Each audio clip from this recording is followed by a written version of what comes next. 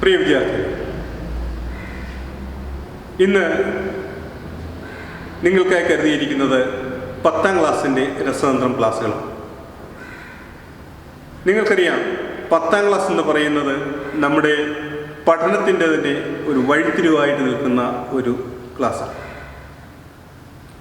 ഈ 10ാം ക്ലാസ്സിൻ്റെ റിസൾട്ട് നമ്മൾ ഈ കഴിഞ്ഞ 10 വർഷം നമ്മൾ അധ്വാനിച്ച് പഠിച്ചതിൻ്റെ ഒരു ബാക്കി പത്രമായി നമ്മുടെ മുമ്പിലേക്ക് വരാൻ പോകുന്നു. ആയതിനാൽ ഈ വർഷം വളരെ ശ്രദ്ധിച്ചു പഠിക്കേണ്ടതും നന്നായി അധ്വാനിച്ച് പഠിക്കേണ്ടതും ഏറെ ആവശ്യമാണെന്ന് നിങ്ങൾക്കറിയാം. ഇന്ന് നിങ്ങൾക്കായി 10ാം ക്ലാസ്സിൻ്റെ കെമിസ്ട്രി ക്ലാസ്സുകൾ എടുക്കുന്നത് ബുധനൂർ ഗവൺമെൻറ് ഹൈസ്കൂളിലെ ബഹുമാനപ്പെട്ട അൻവർ എച്ച് സാറാണ്. സാറിനെ രസതന്ത്രം നിങ്ങൾക്ക് വേണ്ടി പഠിപ്പിക്കുന്നതിനായി സ്വാഗതം ചെയ്യും. ഹലോ സ്റ്റുഡൻസ്, ഇപ്പോഴത്തെ അവസ്ഥ നമുക്കറിയാം, കോവിഡ് കാലമാണ്. അപ്പോൾ നിങ്ങൾ വീട്ടിൽ ഇരുന്ന് പല ഓൺലൈൻ ക്ലാസ്സുകളും കാണുന്നുണ്ട്. നമ്മൾ ഇന്ന് ഈ വീഡിയോ എടുക്കുന്നത് 10ാം ക്ലാസ്സിലെ രസതന്ത്രം അല്ലെ കെമിസ്ട്രിയുടെ 1ാമത്തെ പാഠഭാഗത്തിൽ ചില ആശയങ്ങൾ പങ്കുവെക്കുന്നതിന് വേണ്ടിയിട്ടാണ് നമ്മളിങ്ങനെ ഒരു ക്ലാസ് ക്രമീകരിച്ചിരിക്കുന്നത്. നമുക്ക് ആ പാഠഭാഗത്തിലേക്ക് കടക്കാം. ഇതിനകത്ത് 1ാമത്തെ ആശയം എന്ന് പറയുന്നത് സബ്ഷെൽസ് ആണ്, അല്ലെ ഉപഷെല്ലുകളാണ്.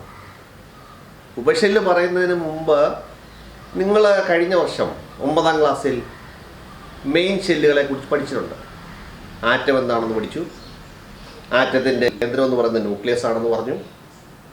ആ ന്യൂക്ലിയസിൽ 2 മൗലിക കണങ്ങളുണ്ടെന്ന് പഠിച്ചിട്ടുണ്ട്, പ്രോട്ടോണും ന്യൂട്രോണും. അല്ലേ? ശരിയല്ലേ പറഞ്ഞേ? അതൊക്കെ നിങ്ങൾക്കറിയാം അല്ലേ? അപ്പം ന്യൂക്ലിയസിന് ചുറ്റും ഷെല്ലല്ലേ ഓർബിറ്റ് ഉണ്ട്. ഓർബിറ്റ് എന്ന് പറഞ്ഞാൽ എന്തായിരുന്നു പറഞ്ഞേ? അറിയാമല്ലോ, ഇലക്ട്രോണുകളുടെ സഞ്ചാര പാതയാണ്, പാത്ത് ഓഫ് ആൻ ഇലക്ട്രോൺ അതിന് വിളിക്കുന്നവരെ ഷെല്ലല്ലേ ഓർബിറ്റ് എന്ന് പറയാൻ നിങ്ങൾക്കറിയാം. അപ്പോൾ ഓരോ ഷെല്ലിലും ഉൾക്കൊള്ളുന്ന പരമാവധി ഇലക്ട്രോണുകളുടെ എണ്ണം കണ്ടുപിടിക്കാനൊക്കെ സമവാക്യമൊക്കെ നിങ്ങൾക്ക് അറിയായിരിക്കും അല്ലേ?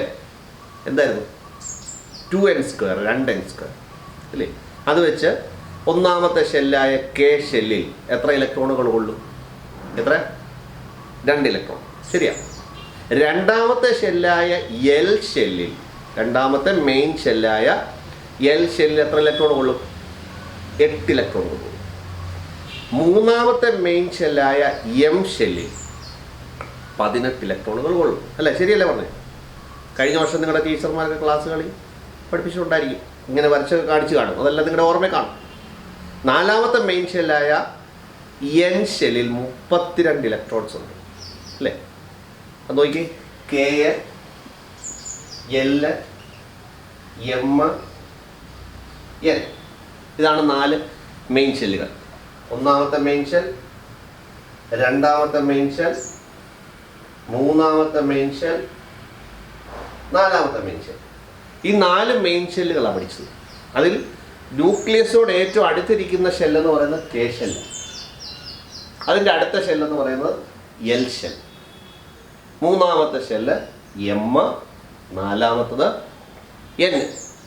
അല്ലേ?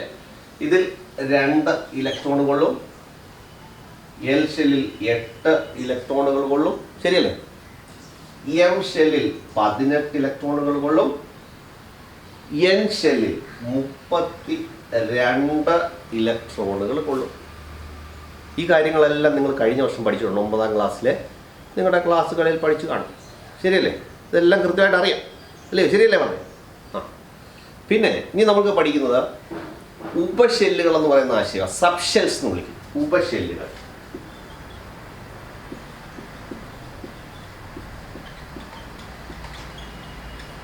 സബ്ഷെൽസ്.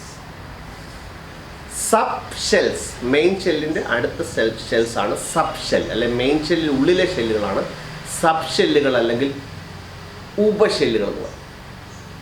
ആ ഉപഷെല്ലുകൾ എന്ന് പറഞ്ഞാൽ 4 വാക്കുകൾ കൊണ്ടാണ് ഉപഷെല്ലുകളെ നമ്മൾ റെപ്രസെൻ്റ് ചെയ്യുന്നത്. ഉപഷെല്ലുകളെ റെപ്രസെൻ്റ് ചെയ്യുന്ന 4 വാക്കുകൾ കൊണ്ടാണ്. 1 ഷാർപ്പ്, 2 പ്രിൻസിപ്പൽ, 3 ഡിഫ്യൂസ്, 4 ഫണ്ടമെൻ്റൽ. ഇതൊക്കെ നിങ്ങൾ പിന്നെ വേറെ ഉന്നത ക്ലാസ്സുകളിൽ വരുമ്പോൾ പഠിക്കും. ഇതൊക്കെ നിങ്ങൾ ഉന്നത ക്ലാസ്സുകളിൽ വരുമ്പോൾ പഠിക്കും. ഹയർ സെക്കൻഡറി ലെവലിലൊക്കെ വരുമ്പോൾ നിങ്ങൾ പഠിക്കും. ഇപ്പോൾ നമുക്ക് സബ്ഷെൽസ് ഉണ്ടോ എന്ന് മാത്രം അറിഞ്ഞാൽ മതി. അത് 4 എണ്ണം ഉണ്ട്. ഇപ്പം ഞാൻ പറഞ്ഞ പോലെ തന്നെ ഷാർപ്പ്, പ്രിൻസിപ്പൽ, ഡിഫ്യൂസ്, ഫണ്ടമെൻ്റൽ 4 വാക്കുകളാണ് സൂചിപ്പിക്കുന്നത്. അതിൻ്റെ ആദ്യത്തെ അക്ഷരങ്ങൾ മാത്രം നമ്മൾ നോക്കിയാൽ മതി.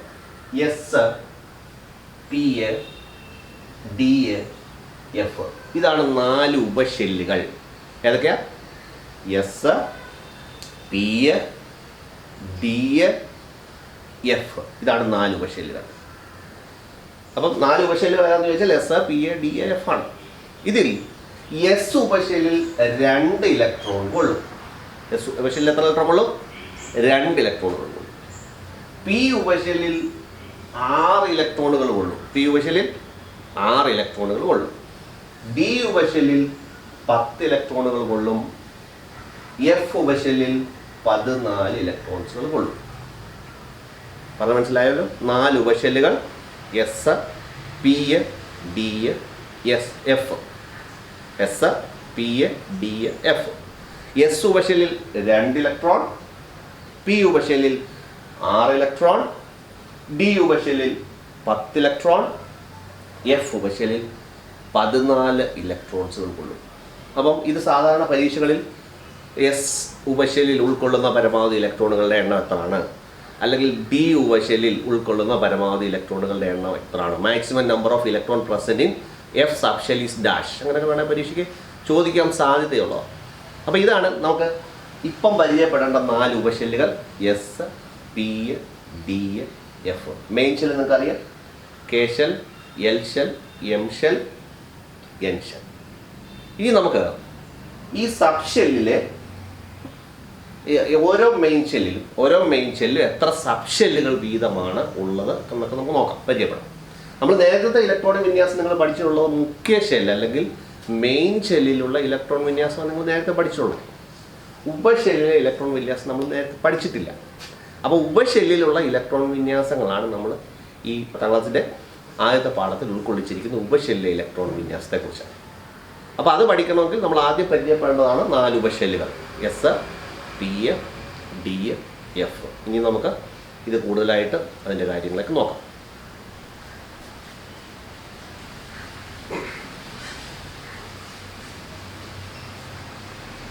ശ്രദ്ധിക്കുക, ഒന്നാമത്തെ മെയിൻ ഷെൽ എന്ന് പറയുന്നത് കെ ഷെല്ലാണ്.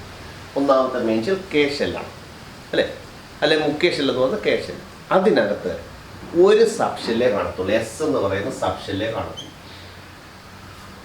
ഒന്നാമത്തെ മെയിൻ ഷെല്ലിൽ ഒരു ഉപഷെല്ലേ കാണത്തുള്ളൂ, അല്ലെങ്കിൽ ഒരു സബ്ഷെല്ലേ കാണത്തുള്ളൂ. അതാണ് എസ് സബ്ഷെൽ. രണ്ടാമത്തെ മെയിൻ ഷെല്ലായ എൽ ഷെല്ലിൽ, രണ്ടാമത്തെ മെയിൻ ഷെല്ലായ എൽ ഷെല്ലിൽ നമുക്ക് 2 സബ്ഷെല്ലുണ്ട്, എസ് ഉണ്ട്, പി ഉണ്ട്. പറഞ്ഞ മനസ്സിലായല്ലോ? ഒന്നാമത്തെ മെയിൻ ഷെല്ലായ കെ ഷെല്ലിൽ എസ് സബ്ഷെൽ അല്ലെ എസ് ഉപഷെൽ. രണ്ടാമത്തെ മെയിൻ ഷെല്ലായ എൽ ഷെല്ലിൽ 2 സബ്ഷെൽ, 2 ഉപഷെല്ലുകൾ എസും പി. ഇനി മൂന്നാമത്തെ മെയിൻ ഷെല്ലായ എം ഷെല്ലിൽ 3 സബ്ഷെല്ലുകളാണ്. ഏതൊക്കെയാ? S, P, D, 3 ഉപഷെല്ലുകൾ. എത്രാമത്തെ ഷെല്ല? മൂന്നാമത്തെ മെയിൻ ഷെല്ലായ എം സബ്ഷെല്ലിൽ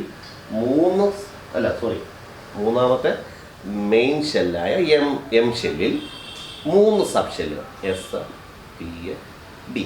കിട്ടിയല്ലോ? ഇനി നാലാമത്തെ മെയിൻ ഷെൽ ഏതായിരുന്നു? എൻ, അല്ലേ? നാലാമത്തെ മെയിൻ ഷെൽ എൻ ആണ്. ആ എന്നിൽ എത്ര സബ്ഷെല്ല് കാണും? പറഞ്ഞു, എത്ര കാണും? ഒന്നാമത്തിനകത്ത് 1 സബ്ഷെൽ, രണ്ടാമത്തിനകത്തോ 2 സബ്ഷെൽ, മൂന്നാമത്തിനകത്ത് 3 സബ്ഷെൽ. അപ്പോൾ നാലാമത്തിനകത്ത് എത്ര സബ്ഷെല്ല് കാണും? എത്ര? 4 സബ്ഷെൽ. ഏതൊക്കെയായിരുന്നത്? S, P, D, F. 4 subshell. അപ്പം ഇത്രയും കാര്യങ്ങൾ മനസ്സിലായെന്ന് വിചാരിക്കുന്നു. മനസ്സിലായി കാണുമല്ലോ? മെയിൻ ഷെല്ലുകൾ പ്രധാനമായിട്ടും 4 മെയിൻ ഷെല്ലുകൾ നമ്മൾ എഴുതിയിട്ടുള്ളത് കെ, എൽ, എം, എൻ ആണ്. ഒന്നാമത്തെ മെയിൻ ഷെല്ലിൽ 1 സബ്ഷെല്ലേ ഉള്ളൂ, അത് എസ് ആണ്. രണ്ടാമത്തെ മെയിൻ ഷെല്ലിൽ എത്ര സബ്ഷെല്ലുണ്ട്? 2, അല്ലേ? അതേതൊക്കെയാ? എസും പി. മൂന്നാമത്തെ മെയിൻ ഷെല്ലിലോ? മൂന്നാമത്തെ മെയിൻ ഷെല്ല് ഏതാ? എം ആണ്. അതിനകത്ത് എത്ര സബ്ഷെല്ലുണ്ട്? എസ് ഉണ്ട്, പി ഉണ്ട്, ഡി ഉണ്ട്, അല്ലേ? നാലാമത്തെ മെയിൻ ഷെല്ല് ഏതാ? നാലാമത്തെ മെയിൻ ഷെല്ല് ഏതാണ്? എൻ ആണ്. അതിനകത്ത് എത്ര സബ്ഷെല്ലുണ്ട്? 4 സബ്ഷെല്ലുകൾ, എസ്, പി, ഡി, പിന്നെ ഏതാ, എഫ്. അപ്പോൾ ഇതാണ് നമ്മുടെ സബ്ഷെല്ലുകളെ നിങ്ങളെ പരിചയപ്പെടുത്തിയിരിക്കുന്നത് ഇങ്ങനെ. അപ്പോൾ എത്ര സബ്ഷെല്ലുണ്ട്? 4 സബ്ഷെല്ലുകൾ. ഏതൊക്കെയാണ്? എസ്, പി, ഡി, എഫ് അല്ലേ? എസ് സബ്ഷെല്ലിൽ എത്ര ഇലക്ട്രോൺ കൊള്ളുമെന്ന് ഞാൻ മുമ്പേ പറഞ്ഞതാണ്. എത്രയായിരുന്നു? 2, പിയിൽ 6, ഡിയിൽ 10, എഫിൽ 14 ഇലക്ട്രോൺസ് ഉണ്ട്. അത്രയാണ് ഈ സബ്ഷെല്ലുകളിൽ ഉൾക്കൊള്ളുന്ന ഇലക്ട്രോണുകളുടെ എണ്ണം. The number of electron present in each subshell. അതാണ് ഈ കാണിച്ചത്. S2, P 6 electron, D 10 electron and F 14 electrons. ഇനി നമുക്ക് നോക്കി ഇത് മെയിൻ ഷെല്ലുകളാണ്. സബ് ഷെൽസ് എഴുതിയിട്ടുണ്ട്. നോക്കി മെയിൻ ഷെല്ലിൻ്റെ എണ്ണം കണ്ടോ?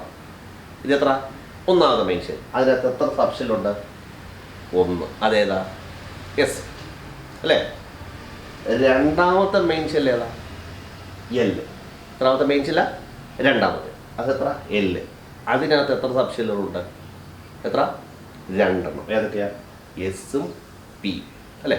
3ാമത്തെ മെയിൻ ഷെൽ ഏതാ? എം. അതിനകത്ത് എത്ര സബ് ഷെല്ലുകളുണ്ട്? S, P, D. 3 sub shell. 4ാമത്തെ മെയിൻ ഷെൽ ഏതായിരുന്നു? എൻ ആണ്. അതിനകത്ത് എത്ര സബ് ഷെല്ലുകളുണ്ട്? എത്ര ഉണ്ട്? 4. S, P, D, F. D എണ്ണവും ഇതിൻ്റെ മുഖ്യ ഷെല്ലിൻ്റെ നമ്പരും ഈ സബ് ഷെല്ലുകളുടെ എണ്ണവും തമ്മിൽ നോക്കി. മെയിൻ ഷെല്ലിൻ്റെ എണ്ണം എത്രയാണോ അത്രയും സബ് ഷെൽ അല്ലെങ്കിൽ ഉപഷെല്ലുകൾ ആ അറ്റത്തിനകത്ത് കാണും. കണ്ടോ?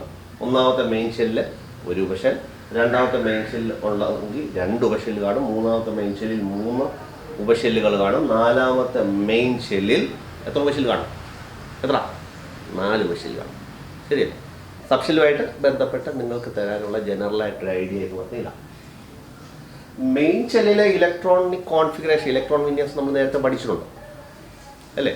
ഇപ്പം ലിഥിയം അറ്റോമിക് നമ്പർ 3 ഉള്ള ലിഥിയം എടുക്കുകയാണെങ്കിൽ 1ാമത്തെ ഷെല്ലിൽ 2 എണ്ണം കൊള്ളും, 2ാമത്തെ ഷെല്ലിൽ 1 എണ്ണം കൊള്ളും അല്ലേ? അപ്പോൾ ഇതുപോലെ മെയിൻ ഷെല്ലിലെ ഇലക്ട്രോൺ വിന്യാസം നിങ്ങൾ നേരത്തെ പഠിച്ചിട്ടുണ്ട് അല്ലേ? 9ാം ക്ലാസ്സിലെ നിങ്ങളുടെ ടീച്ചേഴ്സ് പഠിപ്പിച്ചിട്ടുണ്ട്. പക്ഷെ ഇവിടെ നമ്മൾ പഠിക്കുന്നത് ഏതിലെ ഇലക്ട്രോൺ വിന്യാസമാണ്? സബ് ഷെല്ലിലെ ഇലക്ട്രോൺ വിന്യാസമാണ് പഠിക്കുന്നത്.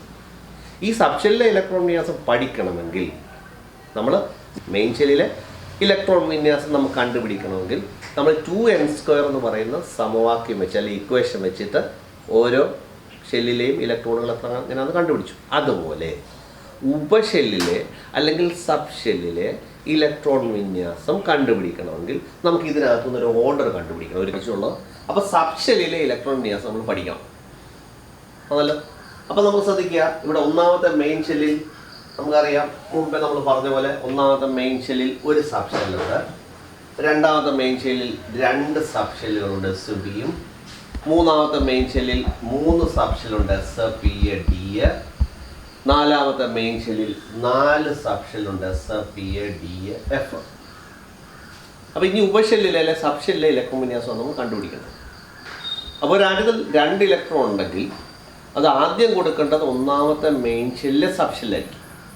പിന്നെ ഇലക്ട്രോണുകൾ തുടർച്ചയായിട്ട് വരികയാണെങ്കിൽ, ഏതെങ്കിലും ആറ്റങ്ങളിൽ തുടർച്ചയായിട്ട് വരികയാണെങ്കിൽ 2ാമത്തെ സബ് ഷെൽ, 3ാമത്തെ സബ് ഷെൽ, അങ്ങനെയാണ് പൊയ്ക്കൊണ്ടിരിക്കുന്നത്. അപ്പോൾ ഇവിടെ ശ്രദ്ധിക്കുക, ആ ഇലക്ട്രോണിക് കോൺഫിഗറേഷൻ ആദ്യം നമ്മൾ ഇലക്ട്രോൺസ് കൊടുക്കുന്ന 1ാമത്തെ എസ് സബ് ഷെല്ലിൽ 1s ഉണ്ടോ? 1ാമത്തെ മെയിൻ ഷെല്ലിൽ ഒരു സബ് ഷെല്ലേ ഉള്ളൂ, അതാ 1s എന്ന് കൊടുത്തത്. ഇനി 2ാമത്തെ മെയിൻ ഷെല്ല്, 2ാമത്തെ മെയിൻ ഷെല്ലിൽ 2 സബ് ഷെല്ലുകളുണ്ട്. ആദ്യത്തത് 2s ഉണ്ടോ?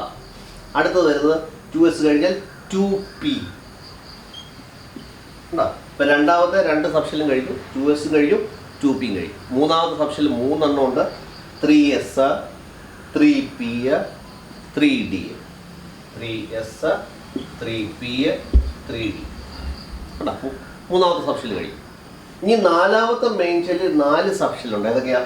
4s, 4p, 4d, 4f. 4s, 4p, 4d, 4f. അപ്പോൾ ഇതാണ് 4 സബ് ഷെല്ലിലെ നമ്മുടെ സബ് ഷെല്ലിലുള്ള ഇലക്ട്രോൺ കോൺഫിഗറേഷൻ്റെ ഓർഡറായി കൊടുത്തേക്കുന്നത്. അപ്പോൾ നമ്മൾ പറഞ്ഞുകൊണ്ടിരുന്നത് സബ് ഷെല്ലിലെ ഇലക്ട്രോൺ വിന്യാസത്തെക്കുറിച്ചാണ്. അപ്പോൾ സബ്ഷെല്ലിലെ ഇലക്ട്രോൺ വിന്യാസത്തിൻ്റെ ഓർഡറായി കിടക്കുന്നത് 1s 2s പിന്നെ 2p 3s 3p. അപ്പോൾ സബ്ഷെല്ലിലെ അല്ലെ ഉപഷെല്ലിലെ ഇലക്ട്രോൺ വിന്യാസം ഇത് പഠിച്ചാൽ മാത്രമേ നമുക്ക് എഴുതാൻ പറ്റുള്ളൂ. 1s 2s 2p 3s 3p 3d എന്നുള്ള ഓർഡർ നമ്മൾ സബ്ഷെല്ലിൻ്റെ ഇലക്ട്രോൺ വിന്യാസം എഴുതുന്നതിനുള്ള ഓർഡറായി എഴുതിയേക്കുന്നത്. ഇത് ഒന്നാമത്തെ എസ് 1s എന്ന് പറഞ്ഞാൽ നമുക്കറിയാം ഒന്നാമത്തെ മെയിൻ ഷെല്ലിലെ എസ് ഉപഷെല്ലാണ്. 3s എന്ന് പറഞ്ഞാൽ മൂന്നാമത്തെ മെയിൻ ഷെല്ലിലെ എസ് ഉപഷെല്ലാണ് അല്ലേ, ശരിയല്ലേ? അപ്പോൾ 4d എന്തായിരിക്കും? നാലാമത്തെ മെയിൻ ഷെല്ലിലെ ഡി സബ്ഷെൽ, ഡി ഉപഷെല്ല. അറിയാം, നമ്മൾ നേരത്തെ പഠിച്ചിട്ടുണ്ട് ന്യൂക്ലിയസിനോട് അടുത്തിരിക്കുന്ന ഷെല്ലിനല്ലേ ഓർബിറ്റലിലെ ഊർജം കുറവായിരിക്കും, ഇല്ലേ? പഠിച്ചിട്ടില്ല? അപ്പോൾ ന്യൂക്ലിയസിനോട് ഏറ്റവും അടുത്തിരിക്കുന്ന ഷെല്ല് ഏതാ? എത്രാമത്തെ ഷെല്ലാണ്? ഒന്നാമത്തെ ഷെൽ. അപ്പോൾ അതിനെന്ത് കുറവായിരിക്കും? ഊർജം കുറവായിരിക്കും. അതിൽ കൂടുതലായിരിക്കും ആർക്ക്? രണ്ടാമത്തെ ഷെല്ലിന്. അതിൽ കൂടുതലായിരിക്കും ആർക്ക്? മൂന്നാമത്തെ ഷെല്ലിന്. അതിൽ കൂടുതലായിരിക്കും ആർക്ക്? നാലാമത്തെ ഷെല്ല്. എന്ന് പറഞ്ഞാൽ ന്യൂക്ലിയസിനോട് അകന്നു പോകുന്തോറും എന്ത് കൂടിക്കൂടി വരും? ഊർജം കൂടിക്കൂടി വരും അല്ലേ? അപ്പോഴേറ്റവും ഊർജം സബ്ഷെല്ലിൻ്റെ കേസ് നമ്മൾ പറയുവാണെങ്കിൽ ഒന്നാമത്തെ മെയിൻ ഷെല്ലിലെ സബ്ഷെൽ എന്ന് പറഞ്ഞാൽ എസ് ആണ്. ആ ഒന്നാമത്തെ എസ്സിനായിരിക്കും എന്ത് ഏറ്റവും കുറവുള്ളത്? എന്ത് കുറവുള്ളത്? ഊർജം ഏറ്റവും കുറവുള്ളത്. 2s ഊർജം കുറവാണ്, കൂടുതലാണോ? 1s കൂടുതലായിരിക്കും. 3s ഇതിനെക്കാട്ടിൽ ഊർജം കൂടുതലായിരിക്കും. അപ്പോൾ ഓരോ ഉപഷെല്ല്, മെയിൻ ഷെല്ലിലെ ഉപഷെല്ല് കൂടുന്തോറും എന്ത് കൂടിക്കൂടി വരും? ഊർജം കൂടിക്കൂടി വരും. ഇപ്പോൾ എക്സാമ്പിൾ പറയുകയാണെങ്കിൽ 1s, അതിനേക്കാൾ 1s 3d കൂടെ എടുക്കുക. ഇതിനകത്ത് ഊർജം കൂടുതൽ ഏതിനാന്ന് പറഞ്ഞേ? ഏതാ? മൂന്നാമത്തെ ഡി ഓർബിറ്റിലായിരിക്കും ഊർജം കൂടുതലുള്ളത് അല്ലേ? പിന്നെ അതുപോലെ തന്നെ ഇപ്പൊ 2pയും 1s എടുത്താലോ? 2pയും 1s എടുത്താൽ ആർക്കായിരിക്കും ഏറ്റവും ഊർജം കൂടുതലുള്ളത്? ആർക്കാ? 2pക്കായിരിക്കും ഊർജം കൂടുതലുള്ളത്. മനസ്സിലായി? അപ്പൊ ന്യൂക്ലിയസിൽ നിന്ന് അകലും തോറും ഷെല്ലുകളുടെ ഊർജം കൂടിക്കൂടി വരുന്നു. പറഞ്ഞ മനസ്സിലായാലും? അപ്പോൾ ഇലക്ട്രോണുകൾ നമ്മൾ കൊടുക്കുമ്പോൾ മെയിൻ ഷെല്ലിൽ ഇലക്ട്രോൺ കൊടുക്കുക നമ്മൾ പഠിച്ചതാണ്. 2n² വെച്ച് ഓരോ ഷെല്ലിൽ എത്ര ഇലക്ട്രോണുകൾ കൊള്ളും അല്ലെ കൊടുക്കുമെന്ന് നമ്മൾ നേരത്തെ പഠിച്ചതാണ്. അപ്പോൾ അതുപോലെ ഈ ഉപഷെല്ലിലും അല്ലെ സബ്ഷെൽസിലും എത്ര ഇലക്ട്രോണുകളാണ് കൊടുക്കുന്നത് എന്ന് നമ്മൾ ഇപ്പം പഠിച്ചതാണ്. എസിൽ 2 ഉണ്ട്, പിയിൽ 6 ഉണ്ട്, ഡിയിൽ 10 ഉണ്ട്, എഫിൽ 14 ഉണ്ട്. പക്ഷേ ഏതൊക്കെ ഉപഷെല്ലിലാണ് നമ്മൾ ഇലക്ട്രോൺ കൊടുക്കേണ്ടത്? ഇപ്പോൾ ആദ്യം 2 എണ്ണം ഉണ്ട്, നാലാമത്തെ എഫ് ഷെല്ലിൽ കൊടുക്കാൻ പറ്റുമോ? മൂന്നാമത്തെ കൊടുക്കാൻ പറ്റുമോ? അപ്പോൾ ഏത് ഉപഷെല്ലാണ് കൊടുക്കേണ്ടത്? ന്യൂക്ലിയസിനോട് ഏറ്റവും അടുത്ത് കിടക്കുന്ന ഉപഷെല്ലായിരിക്കും ആദ്യം എന്തിനെ കൊടുക്കേണ്ടത്? ഇലക്ട്രോണിനെ കൊടുക്കേണ്ടത്. അതായത് ഏത് ഷെല്ലായിരിക്കും? ന്യൂക്ലിയസും അടുത്ത് കിടക്കുന്ന മെയിൻ ഷെല്ലിൻ്റെ എണ്ണം ഏതാ? അല്ലെ മെയിൻ ഷെല്ല് ഏതാണ്? 1 ആണ്. അപ്പോൾ ഒന്നാമത്തെ എസ് ഷെല്ലിലാണ് എന്ത് കൊടുക്കുന്നത്? ഇലക്ട്രോൺ ആദ്യം കൊടുക്കുന്നത്. പിന്നെ കൊടുക്കുന്നതോ രണ്ടാമത്തെ എസ് ഷെല്ല്, പിന്നോ രണ്ടാമത്തെ പി. അപ്പം ഇങ്ങനെ ഊർജം കൂടി വരുന്ന ക്രമത്തിലാണ് നമ്മൾ എഴുതിയേക്കുന്നത്. 1 രണ്ടാമത്തെ മെയിൻ ഷെല്ലിലെ സബ്ഷെൽ, മൂന്നാമത്തെ മെയിൻ ഷെല്ലിലെ സബ്ഷെൽ, നാലാമത്തെ മെയിൻ ഷെല്ലിലെ സബ്ഷെൽ. അപ്പം ഇത് എനർജി ഇൻക്രീസ് ചെയ്യുന്ന അല്ലെങ്കിൽ ഊർജം കൂടി വരുന്ന ഓർഡറാണ് നമ്മൾ എഴുതിയേക്കുന്നത്. ഇതിനൊരു ഈ തത്വത്തിനൊരു പേരുണ്ട്, ഓഫ് ബോ പ്രിൻസിപ്പിൾ എന്നാണ് പറയുന്നത്. ഓഫ് ബോ പ്രിൻസിപ്പിൾ, AUFBAU, ഓഫ് ബോ പ്രിൻസിപ്പിൾ അല്ലെങ്കിൽ ഓഫ് ബോ തത്വം എന്നാണ് പറയുന്നത്. എന്ന് വെച്ചാൽ പല ഉപഷെല്ലുകളിൽ ഇലക്ട്രോണുകൾ പൂരണം ചെയ്യപ്പെടുന്നത് ഊർജം കൂടി വരുന്ന ക്രമത്തിലാണ്. ഊർജം കൂടി വരുന്ന ക്രമത്തിലാണ് ഉപഷെല്ലുകളിൽ ഇലക്ട്രോണുകൾ പൂരണം ചെയ്യപ്പെടുന്നത്. The electrons are filled in various atomic orbitals in the increasing order of their energies. ഇലക്ട്രോണുകൾ അറ്റോമിക് ഓർബിറ്റലുകളിൽ അല്ലെ സബ്ഷെൽസുകളിൽ പൂരണം ചെയ്യപ്പെടുന്നത് ഊർജം കൂടി വരുന്ന ക്രമത്തിലാണ്. ഇതിനെ വിളിക്കുന്നവരെ ഓഫ് ബോ പ്രിൻസിപ്പിൾ അല്ലെങ്കിൽ ആഫ് ബാ തത്വം എന്ന് പറയും. മലയാളത്തിൽ ആഫ് ബാ തത്വം എന്ന് പറയും, ഇംഗ്ലീഷിൽ ഓഫ് ബോ പ്രിൻസിപ്പിൾ എന്ന് പറയും. Electrons are filled in various atomic orbitals in the increasing order of their energies. ഇലക്ട്രോണുകൾ ഉപഷെല്ലുകളിൽ പൂരണം ചെയ്യപ്പെടുന്നു വെച്ചാൽ നിറയ്ക്കുന്നത് അല്ലെ കൊടുക്കുന്നത് ഊർജം കൂടി വരുന്ന ക്രമത്തിലാണ്. ഇതിനെ വിളിക്കുന്നവരെ ഓഫ് ബോ തത്വം. അപ്പോൾ ഈ ഓഫ് ബോ തത്വം ഉപയോഗിച്ചാണ് അല്ലെങ്കിൽ ഈ ഓർഡർ അനുസരിച്ചാണ് നമ്മൾ വിവിധ ഇലക്ട്രോണുകൾ, സബ്ഷെല്ലിലെ ഇലക്ട്രോണുകൾ എങ്ങനെയാണ് കൊടുക്കുന്നതെന്ന് കണ്ടുപിടിക്കുന്നത്. ഇനി നമ്മൾ അതിനെക്കുറിച്ച് കൂടുതലായിട്ട് നമുക്ക് നോക്കാം. ഇത് പറയുന്നതിന് മുമ്പ് പീരിയോഡിക് ടേബിൾ ഒന്ന് പരിചയപ്പെടാം. പീരിയോഡിക് ടേബിളിൽ എത്ര ബ്ലോക്കുകളുണ്ട്? നമുക്ക് എത്രയുണ്ട്? 1 2 3 4 എന്നാൽ 4 ബ്ലോക്കുകളുണ്ട്. അത് നമുക്ക് കൂടുതലായിട്ട് നമുക്ക് പരിചയപ്പെടാം. അതിൽ എസ് ബ്ലോക്കിൻ്റെ കാര്യം നമ്മൾ എടുക്കാം. എസ് ബ്ലോക്ക് മൂലകം. എസ് ബ്ലോക്ക് മൂലകം എന്ന് പറയുമ്പോഴേ ഗ്രൂപ്പ് നമ്മൾ തിരിച്ചുണ്ട്. 18 ഗ്രൂപ്പ് കൊണ്ട് 7 പീരീഡുകളുണ്ട് അല്ലേ? അപ്പോൾ 18 ഗ്രൂപ്പുകളുണ്ട്, 7 പീരീഡുണ്ട്. അതിൽ ഒന്നാമത്തെയും രണ്ടാമത്തെയും ഗ്രൂപ്പ് എന്ന് പറഞ്ഞാൽ എന്തായിരുന്നു? കുത്തനെയുള്ള കോളംസ് അല്ലെങ്കിൽ വെർട്ടിക്കൽ കോളംസ്, അതിന് വിളിക്കുന്നവരെ ഗ്രൂപ്പുകളെന്ന് വിളിക്കും. ഹൊറിസോണ്ടൽ റോസ് ഉണ്ട് അല്ലെങ്കിൽ വിലങ്ങനെയുള്ള നിരകൾ, അതിന് നമ്മൾ വിളിക്കുന്ന പേരാണ് പീരീഡുകൾ എന്ന് വിളിക്കും. അപ്പോൾ എസ് ബ്ലോക്ക് മൂലകം നോക്കാം. എസ് ബ്ലോക്ക് മൂലകം എന്ന് പറഞ്ഞാൽ ഒന്നാമത്തെ ഗ്രൂപ്പ് നമുക്കറിയാമല്ലോ, lithium, sodium, potassium, rubidium, caesium, francium. ഇതാണ് ഒന്നാം ഗ്രൂപ്പ് മൂലകങ്ങൾ. Lithium, sodium, potassium, rubidium, caesium, francium. ഇതാണ് ഒന്നാം ഗ്രൂപ്പ് മൂലകങ്ങൾ. രണ്ടാമത്തെ ഗ്രൂപ്പിൽ beryllium, magnesium, calcium, strontium, barium, radium. ഇതാണ് 2 ഗ്രൂപ്പുകൾ.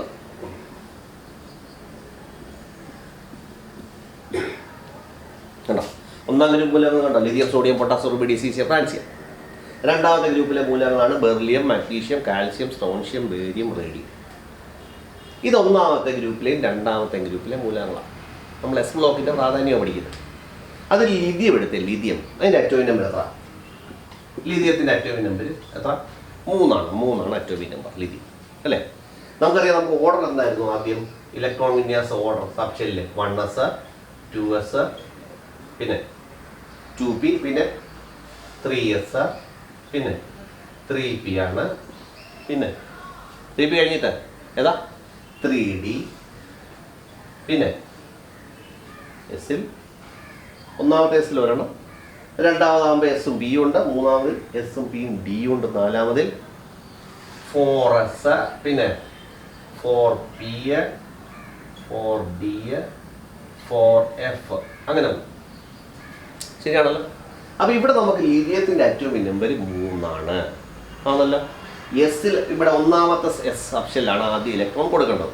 എസിൽ എത്ര ഇലക്ട്രോൺ കൊണ്ടുപോകും? നമ്മൾ മുമ്പേ പറഞ്ഞ 2. പിയിൽ എത്ര കൊള്ളും? 6. ഡിയിൽ എത്ര കൊള്ളും? 10 കൊള്ളും. എഫിൽ എത്ര കൊള്ളും? 14 കൊള്ളും. അപ്പോൾ ഏതൊരു എസ് സബ്ഷെൽ എടുത്താലും അതിനകത്ത് 2 ഇലക്ട്രോണേ കൊള്ളത്തുള്ളൂ ആണല്ലോ. അപ്പോൾ ഇവിടെ ലിഥിയത്തിൽ എത്ര ഇലക്ട്രോൺ ഉണ്ട്? 3 ഉണ്ട്. ആദ്യം ഏത് ഷെല്ലിൽ കൊടുക്കും നമ്മൾ? ഏത് സബ്ഷെല്ലിൽ കൊടുക്കും ഇലക്ട്രോൺ? 1s. 1s എസിൽ എത്ര കൊള്ളും? 2 ഇലക്ട്രോണേ കൊള്ളത്തുള്ളൂ. അപ്പോൾ 1s2 കണ്ട, ഇത് വായിക്കുന്നത് 1s2 എന്നാണ് വായിക്കുന്നത് കണ്ട. ഇനി എത്ര ഇലക്ട്രോൺ ഉണ്ട്? ബാക്കി മൊത്തം 3 ഉണ്ട്. 2 എസ് സി കൊടുത്തു. ഇനി 1 ഉണ്ട്. അതെവിടെ കൊടുക്കും? അടുത്ത ഷെല്ലിൽ കൊടുക്കും. അടുത്ത ഷെല്ല് ഏതാ? 2s. ബാക്കി എത്രയേ ഉള്ളൂ? എത്ര? 1 ഉള്ളൂ. അതെവിടെ കൊടുക്കുന്നു? 2s1 കണ്ടോ. ഇതാണ് ലിഥിയത്തിൻ്റെ സബ്ഷെൽ ഇലക്ട്രോണിക് കോൺഫിഗറേഷൻ കണ്ടോ. അപ്പം ലിഥിയത്തിൻ്റെ അറ്റോമിക് നമ്പർ 3 ആയിരുന്നു. അതിൽ 2 ഇലക്ട്രോൺ ആദ്യത്തെ ഒന്നാമത്തെ മെയിൻ ഷെല്ല് സബ്ഷെല്ലായ എസ് സി കൊടുക്കും. ഒന്നാമത്തെ മെയിൻ ഷെല്ല് എസ്, അവിടെ അതിനകത്ത് എത്ര കൊള്ളും? 2 കൊള്ളത്തുള്ളൂ. പിന്നെ രണ്ടാമത്തെ മെയിൻ ഷെല്ലാണ് അടുത്ത കൊടുക്കുന്നത്. ഒന്നാമത്തെ മെയിൻ ഷെല്ല് ആര് മാത്രമേ ഉള്ളൂ? ഒരു സബ്ഷെല്ലേ ഉള്ളൂ, എസ്. രണ്ടാമത്തെ മെയിൻ ഷെല്ല് 2s ആണ്. അതിനകത്ത് ബാക്കിയുള്ള ഒരെണ്ണോടെ കൊടുത്തു കഴിഞ്ഞു കണ്ടോ. അപ്പോൾ ലിഥിയത്തിൻ്റെ അറ്റോമിക് നമ്പർ 3 അതിൻ്റെ സബ്ഷെൽ ഇലക്ട്രോണിക് കോൺഫിഗറേഷൻ, ഇലക്ട്രോൺ വിന്യാസം എഴുതിയേക്കും. അത് വായിക്കുന്ന എങ്ങനെ? 1s2 1s2. അടുത്തോ 2s1. ഇത് മെയിൻ ഷെല്ലിൻ്റെ എണ്ണത്തെ സൂചിപ്പിക്കുന്നു. ഇത് മെയിൻ ഷെല്ലിലെ സബ്ഷെല്ലിനെ സൂചിപ്പിക്കുന്നു. നമുക്കിനി വേറെ ഒന്ന് നോക്കിയാലോ. ഇതാണ് ഇവിടുത്തെ ബെർലിയം നോക്കാം. രണ്ടാമത്തെ ഗ്രൂപ്പിലെ ബെർലിയം നോക്കാം. അറ്റോമിക് നമ്പർ എത്ര? ബെർലിയത്തിൻ്റെ എത്രയാ? 4. ശരി, 4.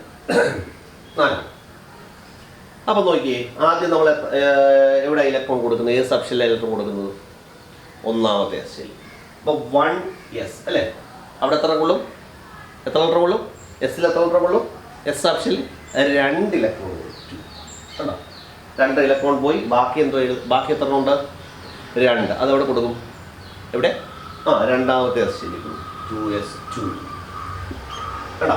അപ്പോൾ ഈ മേളിൽ എഴുതിയേക്കുന്ന 6 എണ്ണമാണ്. ആരുടെയാണോ? ഇലക്ട്രോണുകളുടെയാണ്. 2 2 4 ഉണ്ട് ബെർലിയം.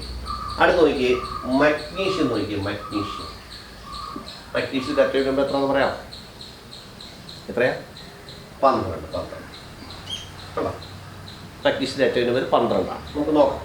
ആദ്യം 1s കൊടുക്കും. പറഞ്ഞേ 2 ഇലക്ട്രോൺ. അടുത്തത് 2s. അതിനകത്ത് എത്ര കൊള്ളും? എത്ര? 2 ഇലക്ട്രോൺ 2s2 കേട്ടോ. അടുത്ത ഏതാ സബ്ഷെല്ല്? രണ്ടാമത്തത് പി സബ്ഷെൽ. അതിന് എത്ര കൊള്ളും? എത്ര കൊള്ളും? 6 2p 6 ആണ്. ഇപ്പം എത്ര ഇലക്ട്രോൺ നോക്കിയേ 2 4 6 10 6 + 2 + 2 10 ഇലക്ട്രോൺ ആയി. ബാക്കി എത്ര ഇലക്ട്രോൺ ഉണ്ട്? ഇനി ബാക്കി 2 ഇലക്ട്രോൺ ഉണ്ട്. അതെവിടെ കൊടുക്കും? 2p കഴിഞ്ഞിട്ട് 3s കൊടുക്കും. 3s2 ഉണ്ടോ? മേളത്തെ ഇലക്ട്രോൺസ് എല്ലാവരും കൂട്ടി നോക്കിയേ 2 4 6 10 2 12 6 + 2 8 8 + 2 10 10 + 2 12. മഗ്നീഷ്യത്തിൻ്റെ ഇലക്ട്രോണിക് കോൺഫിഗറേഷൻ എഴുതിയേക്കാം. മനസ്സിലായോ? നിങ്ങൾക്ക് സോഡിയം എന്ന് എഴുതി നോക്കിയാൽ സോഡിയത്തിൻ്റെ അറ്റോമിക് നമ്പർ എത്ര? 11. പറഞ്ഞേ 1s2 എത്ര? 2s2 2p6 3s1. ഇതാണ് ഏതിൻ്റെ അറ്റോമിക് നമ്പർ? സോഡിയത്തിൻ്റെ ഇലക്ട്രോണിക് കോൺഫിഗറേഷൻ. സോഡിയത്തിൻ്റെ അറ്റോമിക് നമ്പർ 11 അതിൻ്റെ ഇലക്ട്രോണിക് കോൺഫിഗറേഷൻ ഈ എഴുതിയത്. മനസ്സിലായല്ലോ? ഇനി നോക്കിയേ എന്താണ് നോക്കി? കാൽസ്യം നോക്കി. കാൽസ്യത്തിൻ്റെ അറ്റോമിക് നമ്പർ എത്രയാണ്? 20. പറഞ്ഞേ 1s2. അടുത്തത് 2s2. അടുത്ത ശരി 2p6. അടുത്തത് 3s2. അടുത്ത 3p6. എത്ര ഇപ്പം? 6 2 8 8 2 10 10 2 12 6 18 അല്ലേ? 3p6. അടുത്തത് 4s2. 4 6 10 12 6 18 2 20. ശ്രദ്ധിക്കുക, ഞാൻ ഇവിടെ ചെറിയൊരു ചേഞ്ച് വരുത്തി. 3Dക്ക് മുമ്പ് നമ്മൾ 4s ആണ് എഴുതിയത്. 4s ഇത് ശ്രദ്ധിക്കുക. ഈ 3Dയും 4s കൂടെ നമ്മൾ എടുക്കുമ്പോൾ 4sന് 3Dയെക്കാട്ടിൽ ഊർജം കുറവാണ്. അതുകൊണ്ടാണ് നമുക്ക് ഈ 3p കഴിഞ്ഞുള്ള 2 ഇലക്ട്രോണിനെ 4sൽ കൊടുത്തത്. ഇതിൻ്റെ കൂടുതൽ കാരണങ്ങൾ നമ്മൾ എവിടെ പഠിക്കും? +1 +2 ചെല്ലുമ്പോൾ, ഹയർ ക്ലാസ്സുകളിൽ ചെല്ലുമ്പോൾ നിങ്ങൾക്ക് ഇതിൻ്റെ റീസൺ, കൃത്യമായിട്ടുള്ള റീസൺ കിട്ടും. ഇപ്പോൾ ഇത്രയും മാത്രം അറിഞ്ഞിരിക്കുക.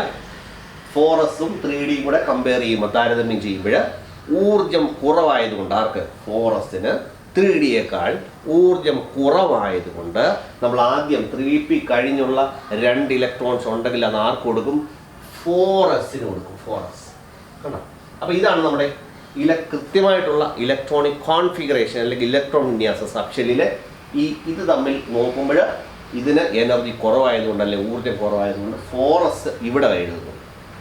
ഇലക്ട്രോൺസ് ഇതിനകത്ത് ഫില്ല് ചെയ്തതിന് ശേഷം മാത്രമാണ് 3Dക്ക് ഫില്ല് ചെയ്യുന്നത്. അത് കഴിഞ്ഞിട്ട് 4p അങ്ങനെ കൊടുക്കും. മനസ്സിലായി? അപ്പോൾ 3Dയുടെയും 4sൻ്റെയും കേസ് വരുമ്പോൾ 4sന് എനർജി കുറവാണ്. അതുകൊണ്ടാണ് നമ്മൾ ഇവിടെ ഇങ്ങനെ എഴുതിയത്. എങ്ങനെ? 4sന് കൊടുത്തത് 2 ഇലക്ട്രോൺ. 3p കഴിഞ്ഞിട്ട് 2 ഇലക്ട്രോൺ ഉള്ളത് 4sന് കൊടുക്കാൻ കാരണം എന്തുകൊണ്ടാണ്? 3Dയെക്കാട്ടിൽ 4sന് എനർജി അല്ലെങ്കിൽ ഊർജം കുറവായതുകൊണ്ട്. മനസ്സിലായി? അപ്പോൾ ഇത് ശ്രദ്ധിക്കുക. ഇത്ര ഇലക്ട്രോണിക് കോൺഫിഗറേഷൻ നമ്മൾ എഴുതി, ഇത്ര ആറ്റങ്ങളുടെ ഇലക്ട്രോണിക് കോൺഫിഗറേഷൻ നമ്മൾ എഴുതി, സബ്ഷെല്ലിലെ ഉപഷെല്ലിലെ ഇലക്ട്രോണിക് കോൺഫിഗറേഷൻ നമ്മൾ എഴുതി, ഇലക്ട്രോൺ വിന്യാസം എഴുതി. ഇതിനകത്ത് അവസാന ഷെല്ല് വന്ന് കിടക്കുന്നു നോക്കി. അവസാനത്തെ ഉപഷെല്ല് എവിടെ കിടക്കുന്നു നോക്കി. എന്നിട്ട് ഇതിനകത്ത് നോക്കി. ഇതിനകത്ത് 2s ആണ് ലിഥിയത്തിൽ. ബെർലിയത്തിലോ അതും 2s2 ആണ്, എസ്സിലാണ് കിടക്കുന്നത്. മഗ്നീഷ്യം 12 എസ്സിലാണ്, 3s ആണ്. ഇപ്പം സോഡിയം എഴുതി, അതും എസ്സിലാണ്, 3s. ഇവിടെ നമ്മൾ കാൽസ്യം എഴുതി, അതും എസ്സിലാണ്. കണ്ടോ? അപ്പം ഈ സെല്ലിലെ ഈ 2 ഗ്രൂപ്പുകളിലെയും ഒന്നാമത്തെയും രണ്ടാമത്തെയും ഗ്രൂപ്പുകളിലെ ഇലക്ട്രോണിക് കോൺഫിഗറേഷൻ, സബ്ഷെല്ലിലെ ഇലക്ട്രോണിക് കോൺഫിഗറേഷൻ നമ്മൾ എഴുതിയപ്പോൾ അതിൻ്റെ ലാസ്റ്റിലെ ഉപശല്യം, അവസാനത്തെ ഉപശല്യം എവിടെ വന്ന് വീഴുന്നത്? എസ് ഉപശല്യ വന്ന് വീണത്. അതുകൊണ്ടാണ് നമ്മൾ ഈ ഗ്രൂപ്പിലെ എലമെൻസിനെ നമ്മൾ എസ് ബ്ലോക്ക് എലമെൻറ്റ്സ് അല്ലെ എസ് ബ്ലോക്ക് മൂലകം എന്ന് വിളിക്കുന്നത്. എന്ത്? ഇലക്ട്രോൺ വിന്യാസം എഴുതുമ്പോൾ, സബ്ഷെൽ ഇലക്ട്രോൺ വിന്യാസം നമ്മൾ എഴുതുമ്പോൾ അവസാന ഷെല്ലിൽ ഇലക്ട്രോൺ പൂരണം ചെയ്യപ്പെടുന്നത് അല്ലെങ്കിൽ ഇലക്ട്രോൺ ഫില്ല് ചെയ്യുന്നത് എസ് സബ്ഷെല്ലാണ്. അതുകൊണ്ടാണ് ഈ മൂലകങ്ങളെ നമ്മൾ എന്തെന്നറിയപ്പെടുന്നത്? എസ് ബ്ലോക്ക് മൂലകങ്ങൾ എന്നറിയപ്പെടുന്നത്. എസ് ബ്ലോക്ക് ആണോ എന്ന് കണ്ടുപിടിക്കണമെങ്കിൽ അവസാനം എസ് സബ്ഷെല്ലാണെങ്കിൽ അതെടുത്തിട്ട് ഈ മുകളിൽ കാണുന്ന ഗ്രൂപ്പ് ആയിരിക്കും. ഇത് ഗ്രൂപ്പായിരിക്കും. ഇത് ബ്ലോക്ക് ആയിരിക്കും. ഇത് പീരീഡ് ആയിരിക്കും. അപ്പൊ അവസാനം ഒരു ഇലക്ട്രോൺ വിന്യാസം നമ്മൾ എഴുതുമ്പോൾ, ഒരു ആറ്റത്തിന്റെ അറ്റോമിക് നമ്പർ തന്നിരുന്നാൽ ഇതിന്റെ ഇലക്ട്രോൺ വിന്യാസം എഴുതുമ്പോൾ അവസാന എസ് സബ്ഷെല്ലാണെങ്കിൽ അതിന്റെ പീരീഡ്, ബ്ലോക്ക്, ഗ്രൂപ്പ് എന്നിവ കണ്ടുപിടിക്കുന്ന രീതിയായി ഇപ്പൊ നമ്മൾ പറഞ്ഞു.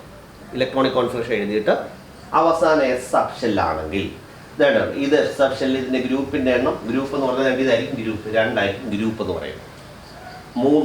3 എന്ന് പറയുന്നത് പീരീഡ് ആയിരിക്കും. എസ് എന്ന് പറയുന്നത് ബ്ലോക്ക് ആയിരിക്കും. കേട്ടോ? അപ്പോൾ എസ് ബ്ലോക്കിലെ ഒരാറ്റം തന്നിരുന്നാൽ അത് ഏത് എസ് ബ്ലോക്കിലാണോ എന്ന് അറിയാൻ വേണ്ടിയിരിക്കുന്ന മെത്തേഡ് നമ്മൾ എഴുതിയേക്കും. ഇലക്ട്രോണിക് കോൺഫിഗറേഷൻ എഴുതുമ്പോൾ അവസാന ഉപശെൽ എന്ന് പറയുന്ന എസ് ഉപശെല്ലാണെങ്കിൽ അതിൻ്റെ മെയിൻ ഷെൽ എന്ന് പറയുന്നത് പീരീഡ് ആയിരിക്കും. ലാസ്റ്റത്തെ ഇലക്ട്രോണിൻ്റെ എണ്ണം എന്ന് പറയുന്ന ഗ്രൂപ്പ് ആയിരിക്കും. ഏത് സബ്ഷെല്ലാണോ കിടക്കുന്നത് അത് ഏതായിരിക്കും? അത് ബ്ലോക്ക് ആയിരിക്കും. അതാണ് ഗ്രൂപ്പ്, പീരീഡ്, ബ്ലോക്ക്. ഏതിൻ്റെ കണ്ടുപിടിക്കണമെങ്കിൽ എസ് ബ്ലോക്ക് എലമെൻസിൻ്റെ ഗ്രൂപ്പ്, പീരീഡ്, ബ്ലോക്ക് കണ്ടുപിടിക്കുന്ന രീതിയാണ് നമ്മൾ ഇപ്പോഴും പഠിച്ചത്. നമ്മൾ എസ് ബ്ലോക്ക് എലമെൻസിൻ്റെ ഇലക്ട്രോൺ വിന്യാസം, സബ്ഷെല്ലിലെ ഇലക്ട്രോൺ വിന്യാസമാണ് നമ്മൾ പഠിച്ചു നിർത്തിയത്. ഇപ്പോൾ അടുത്ത് നമ്മൾ പഠിക്കുന്നത് പി ബ്ലോക്ക് എലമെൻസിൻ്റെ പി ബ്ലോക്ക് എലമെൻസിൻ്റെ ഇലക്ട്രോൺ വിന്യാസം, സബ്ഷെല്ലിലെ ഇലക്ട്രോൺ വിന്യാസം നമുക്ക് നോക്കാം. എസ് ബ്ലോക്ക് എലമെൻറ്റ്സ് കഴിഞ്ഞ ദിവസം നമ്മൾ പറഞ്ഞതാണ് 1ാം ഗ്രൂപ്പിലെയും 2ാം ഗ്രൂപ്പിലെയും എലമെൻറ്റ്സ് എന്ന് പറയുന്ന പേരാണ് S block elements. P block element എന്ന് പറഞ്ഞാൽ 13 മുതൽ 18 വരെയുള്ള ഗ്രൂപ്പിലെ എലമെൻറ്റ്സിന് വിളിക്കുന്ന പേരാണ് പി ബ്ലോക്ക് എലമെൻറ്റ്സ്. 13 മുതൽ 18 വരെ ഗ്രൂപ്പിലെ എലമെൻറ്റ്സ് നമ്മൾ വിളിക്കുന്ന പേരാ പി ബ്ലോക്ക് എലമെൻറ്റ്സ്. അപ്പോൾ അതിൻ്റെ ഇലക്ട്രോൺ വിന്യാസം നമുക്ക് നോക്കാം. സബ്ഷെല്ലിലെ ഇലക്ട്രോൺ വിന്യാസം നോക്കാം. ഇപ്പോൾ നമ്മൾ നോക്കി ബോറോണിൻ്റെ അറ്റോമിക് നമ്പർ എത്രയെന്ന് അറിയുമോ? എത്രയാ? 5. അത് തന്നെ 5. ബോറോണിൻ്റെ അറ്റോമിക് നമ്പർ 5 ആണ്. അതിൻ്റെ സബ്ഷെൽ ഇലക്ട്രോണിക് കോൺഫിഗറേഷൻ എന്ന് പറഞ്ഞേ ആദ്യം ഇവിടെ കൊടുക്കുന്നത് 1s. എത്ര? 2. 1s2. അടുത്തത് 2s2. അടുത്തത് എത്ര ഇലക്ട്രോൺ ഉണ്ട്? 2, 4 ഇലക്ട്രോണായി. ഇനി എത്ര ഇലക്ട്രോൺ ഉണ്ട്? ഒന്നുകൂടെ. അപ്പം 2p1 കേട്ടോ. 1s2, 2s2, 2p1 ഏതിൻ്റെയാ? ബോറോണിൻ്റെ subshell electron വിന്യാസം എഴുതിയിരുന്നു. ഇനി അടുത്ത് നോക്കി നൈട്രജൻ ഏറ്റവും നമ്പർ എത്ര? നൈട്രജൻ്റെ എത്രയാ? 7. ഇലക്ട്രോണിക് കോൺഫിഗറേഷൻ പറഞ്ഞേ 1s2, 2s2, 2p എത്ര വരും? 2, 4. ബാക്കി എത്ര ഉണ്ട്? 3 2p കണ്ടോ? നൈട്രജൻ്റെ സബ്ഷെൽ ഇലക്ട്രോൺ വിന്യാസം നമ്മളിപ്പോൾ എഴുതിയത്. അടുത്ത് നോക്കി ക്ലോറിൻ ഏറ്റവും നമ്പർ എത്രയാണെന്ന് അറിയാം? ക്ലോറിൻ്റെ 17. 1s2, 2s2, 2p. പിക്ക് അത് എത്ര ഉള്ളൂ? കുറച്ച് മുമ്പ് നമ്മൾ പഠിച്ചാ പിക്ക് അത് എത്ര ഉള്ളൂ? 6. 2p6. 2p കഴിഞ്ഞിട്ട് 3s. 3s2, 3p. എത്ര ഉണ്ട്? 2, 4, 10, 12. ബാക്കി എത്ര ഉണ്ട്? 12. എത്ര ഉണ്ട്? 5. 2p5 കണ്ടോ? അപ്പോൾ ശ്രദ്ധിച്ച 3 എലമെൻസിൻ്റെ ഇലക്ട്രോൺ വിന്യാസം നമ്മൾ എഴുതിയിട്ടുണ്ട്. ഇലക്ട്രോണിക് കോൺഫിഗറേഷൻ എഴുതിയിട്ടുണ്ട്. ഏതൊക്കെയാ? ബോറോണും നൈട്രജനും ക്ലോറിൻ്റെ എഴുതിയിട്ടുണ്ട്. ഇതിൻ്റെ അവസാന ഷെല്ല് കിടക്കുന്നത് എവിടെയാണെന്ന് നോക്കി. എവിടെയാണ് കിടക്കുന്നത്? അല്ല പിയിലെ കിടക്കുന്നത്. ഇവിടെ 2p, ഇവിടെ 2p, ഇവിടെ 3p. കണ്ടോ? പി സബ്ഷെല്ലിലാണ് കിടക്കുന്നത്. അപ്പോൾ കഴിഞ്ഞ കുറച്ച് മുമ്പ് നമ്മൾ പറഞ്ഞതാണ് എസ് സബ്ഷെല്ലിൽ ലാസ്റ്റ് ഷെല്ലിലെ ഇലക്ട്രോൺസ് എസ് സബ്ഷെല്ലാണെങ്കിൽ അത് എസ് ബ്ലോക്ക് എലമെൻറ്റ്സ് ആയിരിക്കും എന്ന് പറഞ്ഞ പോലെ ഒരു എലമെൻറ്റിൻ്റെ അവസാന ഷെല്ലിലെ സബ്ഷെൽ ഇലക്ട്രോണിക് കോൺഫിഗറേഷനിൽ അവസാന സബ്ഷെൽ എന്ന് പറയുന്നത് പി ആണെന്നുണ്ടെങ്കിൽ അത് പി ബ്ലോക്ക് എലമെൻ്റ് ആയിരിക്കും. പി ബ്ലോക്ക് എലമെൻറ്റ് ഉണ്ടോ? എസ് സബ്ഷെല്ലാണെങ്കിൽ എസ് ബ്ലോക്ക് എലമെൻറ്റും, പിയിലാണെന്നുണ്ടെങ്കിൽ പി സബ്ഷെല്ലാണെന്നുണ്ടെങ്കിൽ പി ബ്ലോക്ക് എലമെൻറ്റും ആയിരിക്കും. മനസ്സിലായല്ലോ പറഞ്ഞത്? അപ്പോൾ ഇതാണ് പി ബ്ലോക്ക് എലമെൻറ്റ്സിൻ്റെ പി ബ്ലോക്ക് എലമെൻറ്റ്സിനെ കണ്ടുപിടിക്കുന്നത്. ഒരു അറ്റോമിക് നമ്പർ തന്നിട്ട് ഒരു എലമെൻറ്റും അറ്റോമിക് നമ്പർ തന്നിരുന്നാൽ പി ബ്ലോക്ക് എലമെൻറ്റ്സിൻ്റെ ഇലക്ട്രോണിക് കോൺഫിഗറേഷൻ നമ്മൾ എഴുതുന്നു. അവസാന ഷെൽ പി സബ് ഷെൽ ആണെങ്കിൽ അത് ഏതായിരിക്കും? ഏത് ബ്ലോക്കിലായിരിക്കും? അത് പി ബ്ലോക്കിലായിരിക്കും. പി ബ്ലോക്ക് എവിടെ നിന്ന് എവിടെ വരെയുള്ള എലമെൻറ്റ്സാ പീരിയോഡിക് ടേബിളിനകത്ത്? 13 മുതൽ 18 വരെയുള്ള ഗ്രൂപ്പിലെ എലമെൻറ്റ്സ് നമ്മൾ വിളിക്കുന്നവരെ പി ബ്ലോക്ക് എലമെൻറ്റ്സ്. അപ്പോൾ പി ബ്ലോക്ക് കണ്ടുപിടിക്കുന്നത് മനസ്സിലായോ? അപ്പോൾ ഇനി ഈ പി ബ്ലോക്ക് എലമെൻറ്റ്സ് ആണെന്ന് കണ്ടുപിടിച്ചാൽ നമുക്കിതിനകത്തുനിന്ന് പീരീഡും ഗ്രൂപ്പിൻ്റെ എണ്ണം കണ്ടുപിടിക്കാം. പീരീഡും ഗ്രൂപ്പിൻ്റെ എണ്ണം കണ്ടുപിടിക്കാം. ഇപ്പോൾ നോക്കിയേ, ഇപ്പോൾ നമ്മൾ ബോറോണിൻ്റെ എഴുതിയിട്ടുണ്ട്. അപ്പോൾ ഇത് ഏത് പീരീഡിലാണ് അതുപോലെ തന്നെ ഗ്രൂപ്പിലുമാണെന്ന് കണ്ടുപിടിക്കണമെങ്കിൽ നമ്മൾ നേടി ഈ അവസാനത്തെ 2 സബ്ഷെൽ എടുക്കും. ഏതൊക്കെ? അവസാനത്തെ പിയും അതിൻ്റെ തൊട്ട് മുമ്പുള്ള സബ്ഷെല്ലും എടുക്കും. എടുത്തിട്ട് ഇതിനകത്ത് 2ൻ്റെ ഇലക്ട്രോൺ കൂട്ടണം. ഈ 2 സബ്ഷെല്ലുകളുടെയും ഇലക്ട്രോണിൻ്റെ ഇവിടെ എത്രയൊക്കെ ഇലക്ട്രോൺ അവസാന സബ്ഷെല്ലിൽ കിടക്കുന്നത്? പി എത്ര ഉണ്ട്? 1. ഇവിടെ എത്ര? 2. ആ 2 ഇലക്ട്രോണിൻ്റെ 2 സബ്ഷെല്ലിലെയും ഇലക്ട്രോണിൻ്റെ എണ്ണം കൂട്ടിയിട്ട് അതിൻ്റെ കൂടെ 10 കൂടെ കൂട്ടണം. +2 +10 കൂടെ ആഡ് ചെയ്യണം. +10. മനസ്സിലായോ? ആ 2 സബ്ഷെല്ലിലെയും ഇലക്ട്രോണിൻ്റെ എണ്ണം കൂട്ടിയിട്ട് അതിൻ്റെ കൂടെ 10 കൂടെ ആഡ് ചെയ്യണം. അപ്പോൾ എത്ര വരും? ബോറോണിൻ്റെ ഗ്രൂപ്പിൻ്റെ നമ്പർ എത്ര വരും? അപ്പോൾ എങ്ങനെ വരും? 2 + 1 + 10. അപ്പോൾ 13ാമത്തെ ഗ്രൂപ്പാണ് കേട്ടോ. അപ്പോൾ ബോറോൺ എന്ന് പറയുന്നത് എത്രാമത്തെ ഗ്രൂപ്പിലാണ്? 13ാമത്തെ ഗ്രൂപ്പിൽ. എങ്ങനെ നമ്മൾ കണ്ടുപിടിച്ച്? അവസാനത്തെ 2 സബ്ഷെല്ലിലെയും ഇലക്ട്രോണിൻ്റെ എണ്ണം കൂട്ടിയിട്ട് അതിൻ്റെ കൂടെ എത്ര ആഡ് ചെയ്തു? 10 കൂടെ ആഡ് ചെയ്യും കേട്ടോ. അപ്പോൾ ഇത് നോക്കി ഇതിനകത്ത് എങ്ങനെ ആയിരിക്കും എന്ന് പറഞ്ഞു. അവസാന സബ്ഷെൽ ഏതൊക്കെയാണ്? 2pയും 2sഉം. അതിനകത്ത് എത്ര ഇലക്ട്രോൺസ് വീതമുണ്ട്? പറഞ്ഞേ. ഇതിനകത്ത് എത്ര ഉണ്ട്? 3. ഇതിനകത്തോ? 2. അപ്പോൾ എങ്ങനെ വരും? 3 + 2 + 10. അപ്പോൾ വരുമ്പോഴേ 12 3 15 വരും കണ്ടോ. അപ്പം നൈട്രജൻ എത്രാമത്തെ ഗ്രൂപ്പിലെ എലമെൻറ്റാ? 15ാമത്തെ ഗ്രൂപ്പിലെ എലമെൻറ്റ് കണ്ടോ. അടുത്ത ക്ലോറിൻ നോക്കിയേ. ക്ലോറിൻ പറഞ്ഞേ അവസാന 2 സബ്ഷെൽ ഏതൊക്കെയാണ്? ഇവിടുത്തെ 2 സബ്ഷെൽ, ഇത് 2. ഇവിടെ അവസാന സബ്ഷെൽ ഏതൊക്കെയാണ്? 3pയും 3sഉം അല്ലേ? 3pയിൽ എത്ര ഉണ്ട്? 5. 3sൽ എത്ര ഉണ്ട്? 2. എത്ര ആഡ് ചെയ്യണമെന്ന് പറഞ്ഞാൽ നമ്മൾ 10 കൂടെ ആഡ് ചെയ്യും. 17 കേട്ടോ. 17ആണ്. അപ്പോൾ പി ബ്ലോക്ക് എലമെൻറ്റ് കണ്ടുപിടിക്കുന്നത് ഒരു എലമെൻറ്റിൻ്റെ അറ്റോമിക് നമ്പർ തന്നിരുന്നാൽ അതിൻ്റെ ഇലക്ട്രോൺ സബ്ഷെൽ ഇലക്ട്രോണിക് കോൺഫിഗറേഷൻ എഴുതും. അവസാന സബ്ഷെൽ പി ആണെന്നുണ്ടെങ്കിൽ അത് പി ബ്ലോക്ക് എലമെൻ്റ് ആയിരിക്കും. ഗ്രൂപ്പ് കണ്ടുപിടിക്കുന്നത് എങ്ങനെ? ആ അവസാനത്തെ സബ്ഷെല്ലും അതിൻ്റെ തൊട്ട് മുമ്പിലുള്ള സബ്ഷെല്ലിലെ ഇലക്ട്രോൺസ് ആഡ് ചെയ്തിട്ട് അതിൻ്റെ കൂടെ 10 കൂടെ ആഡ് ചെയ്യുമ്പോൾ നമുക്ക് എന്ത് കിട്ടും? ഗ്രൂപ്പ് കിട്ടും അല്ലേ? ഇനി ഒരെണ്ണം കണ്ടുപിടിക്കാം. എന്താ? പീരീഡ് കണ്ടുപിടിക്കാം. പീരീഡ് കണ്ടുപിടിക്കണം. ഇവിടെ നോക്കി, ഇതെന്താ? ഈ 2 എന്ന് പറയുന്നത് ഏതാ? മെയിൻ ഷെല്ലാണ്. മെയിൻ ഷെല്ലിൻ്റെ നമ്പറാണ് 2 എന്ന് പറയുന്നത്. അപ്പോൾ ഇവിടുത്തെ പീരീഡ് എത്ര ആയിരിക്കും? 2 ആയിരിക്കും. ഇവിടെയോ? ഇതും 2 ആയിരിക്കും പീരീഡ്. ഇവിടെയോ? 3 ആയിരിക്കും കേട്ടോ. അപ്പോൾ ക്ലോറിൻ എടുക്കുകയാണെന്നുണ്ടെങ്കിൽ അതിൻ്റെ സബ്ഷെൽ ഇലക്ട്രോണിക് വിന്യാസം എഴുതി നമ്മൾ. അപ്പോൾ അതിൻ്റെ ഗ്രൂപ്പ് എന്ന് പറഞ്ഞാൽ 17ആണ്. പീരീഡ് എന്ന് പറയുന്നത് 3ആണ്. ഇത് 3ാമത്തെ പീരീഡിലും 17ാമത്തെ ഗ്രൂപ്പിലെയും പി ബ്ലോക്കിലെ എലമെൻ്റാണ് എന്ന് പറയുന്നത് ക്ലോറിൻ എന്ന് പറയുന്ന സാധനം. ഇതാണ് പി ബ്ലോക്ക് എലമെൻറ്റിനെ കുറിച്ച് നമുക്ക് പഠിക്കാം. അടുത്ത നമുക്ക് ഏറ്റവും പ്രധാനപ്പെട്ട ഒരു ഗ്രൂപ്പാണ് ഡി ബ്ലോക്ക്. ഡി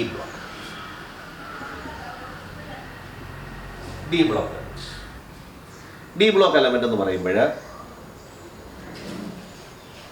3 മുതൽ 12 വരെയുള്ള ഗ്രൂപ്പിലെ എലമെന്റ്സ് പീരിയോഡിക് ടേബിളിൽ 3ാമത്തെ ഗ്രൂപ്പ് മുതൽ 12ാമത്തെ ഗ്രൂപ്പ് വരെയുള്ള എലമെന്റ്സ് നമ്മൾ വിളിക്കുന്ന പേരാണ് എന്ത്? D block elements.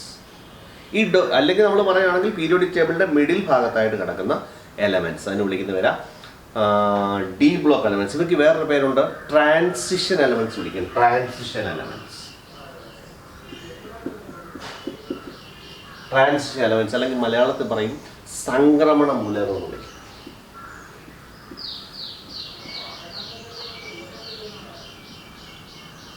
സംക്രമണ മൂലകം, ട്രാൻസിഷൻ എലമെന്റ്സ് അല്ലെങ്കിൽ സംക്രമണ മൂലകം. നിങ്ങൾ 21 അറ്റോമിക് നമ്പർ മുതൽ 30 വരെയുള്ള അറ്റോമിക് നമ്പറുള്ള ഈ ഡി ബ്ലോക്ക് എലമെന്റ്സിന്റെ അറ്റോമിക് നമ്പരും എലമെന്റിന്റെ സിംബലും പഠിച്ചിരിക്കണം, 1 മുതൽ 30 വരെ. ഇപ്പം നമ്മൾ പറഞ്ഞ ഡി ബ്ലോക്ക് എലമെന്റ്സിലെ 21 മുതൽ 30 വരെയുള്ള 21ാമത്തെ അറ്റോമിക് നമ്പറുള്ള സ്കാൻഡിയം, SC 21 അറ്റോമിക് നമ്പർ. പിന്നെ titanium 22, vanadium 23, chromium 24, manganese 25, manganese 25, iron 26, cobalt 27, nickel 28, copper 29, zinc 30. ഇത്രയും എലമെന്റ്സിന്റെ സിംബലും അറ്റോമിക് നമ്പരും കൃത്യമായിട്ട് പഠിക്കണം. Scandium, SC, titanium, vanadium, chromium, manganese, iron, cobalt, nickel, copper, zinc. ഇത്രയും എലമെന്റ്സ് പഠിക്കാൻ ഒരു ക്ലൂ ഉണ്ട്. സ്കൂൾ ടൈമിൽ വിക്രമൻ, വിയും CR MNോട് ചേർത്ത് വിക്രമൻ എന്ന് വായിക്കാം. സ്കൂൾ ടൈമിൽ വിക്രമൻ ഫീസ് കൊടുക്കുവാൻ നിൽക്കുന്ന സീൻ കണ്ടോ? സ്കൂൾ ടൈമിൽ വിക്രമൻ ഫീസ് കൊടുക്കാൻ നിൽക്കുന്ന സീൻ. അപ്പം സ്കൂൾ SC സ്കാൻഡിയം, ടൈമിൽ ടൈറ്റാനിയം, പിന്നെ വിക്രമൻ വനേഡിയം, ക്രോമിയം, മാംഗനീസ്, ആ വിക്രമൻ നേരത്തെ പറഞ്ഞു. പിന്നെ ഫീസ് FE അയൺ, കൊടുക്കാൻ CO നിൽക്കുന്ന സീൻ, നിൽക്കുന്ന സീൻ NI നിക്കൽ, കൊബാൾട്ടാണ് അല്ല സോറി കോപ്പറാണ് 29, സിങ്ക് 30. അപ്പോൾ ഇതിൻ്റെ ഇലക്ട്രോൺ കോൺഫിഗറേഷൻ നമുക്ക് നോക്കാം. ശ്രദ്ധിക്കുക, സ്കാൻഡിയം, സ്കാൻഡിയത്തിൻ്റെ അറ്റോമിക് നമ്പർ 21. സ്കാൻഡിയത്തിൻ്റെ അറ്റോമിക് നമ്പർ 21. അത് നമ്മൾ എഴുതി നോക്കണേ. 1s2, 2s2, 2p6, 3s2, 3p6. അത് കഴിഞ്ഞ് 4s കൊടുത്തേ, 4s2, 3Dയിൽ എത്ര വരും? 2, 4, 10, 12, 6, 18, 2, 20. ബാക്കി ഒരെണ്ണം ഉണ്ട്, അതല്ല ഇവിടെ. കഴിഞ്ഞ ദിവസം നമ്മൾ പറഞ്ഞതാണ് 4sന് 3Dയെക്കാട്ടിൽ എനർജി കുറവാണ്. അപ്പോൾ 4s എന്ന് പറയുന്ന ഓർബിറ്റിലാണ് ആദ്യം നമ്മൾ ഫില്ല് ചെയ്യേണ്ടത്. മനസ്സിലായല്ലോ? അത് കഴിഞ്ഞിട്ട് വേണം എന്ത് ഫില്ല് ചെയ്യാൻ? 3D ഫില്ല് ചെയ്യാൻ. മനസ്സിലായി?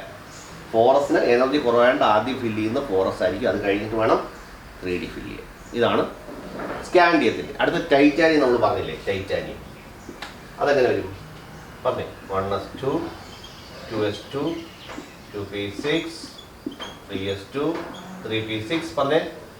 3D അവിടെ നിൽക്കട്ടെ. 4s2 അത് കഴിഞ്ഞ് എത്ര ഇലക്ട്രോൺ ഉണ്ട്? 2. അത് ഇവിടെ കേട്ടോ. അടുത്ത് വനേഡിയം 23. അപ്പോൾ നമ്മൾ ഇലക്ട്രോണിക് കോൺഫിഗറേഷൻ എടുത്തപ്പോൾ 3D 3, 4s2 എന്ന് വരും കേട്ടോ. അടുത്ത് മാംഗനീസ് നോക്കിയേ, ക്രോമിയം അവിടെ നിൽക്കട്ടെ പറയാം. മാംഗനീസ് ആകുമ്പോൾ എത്ര? അറ്റോമിക് നമ്പർ 25 അല്ലേ?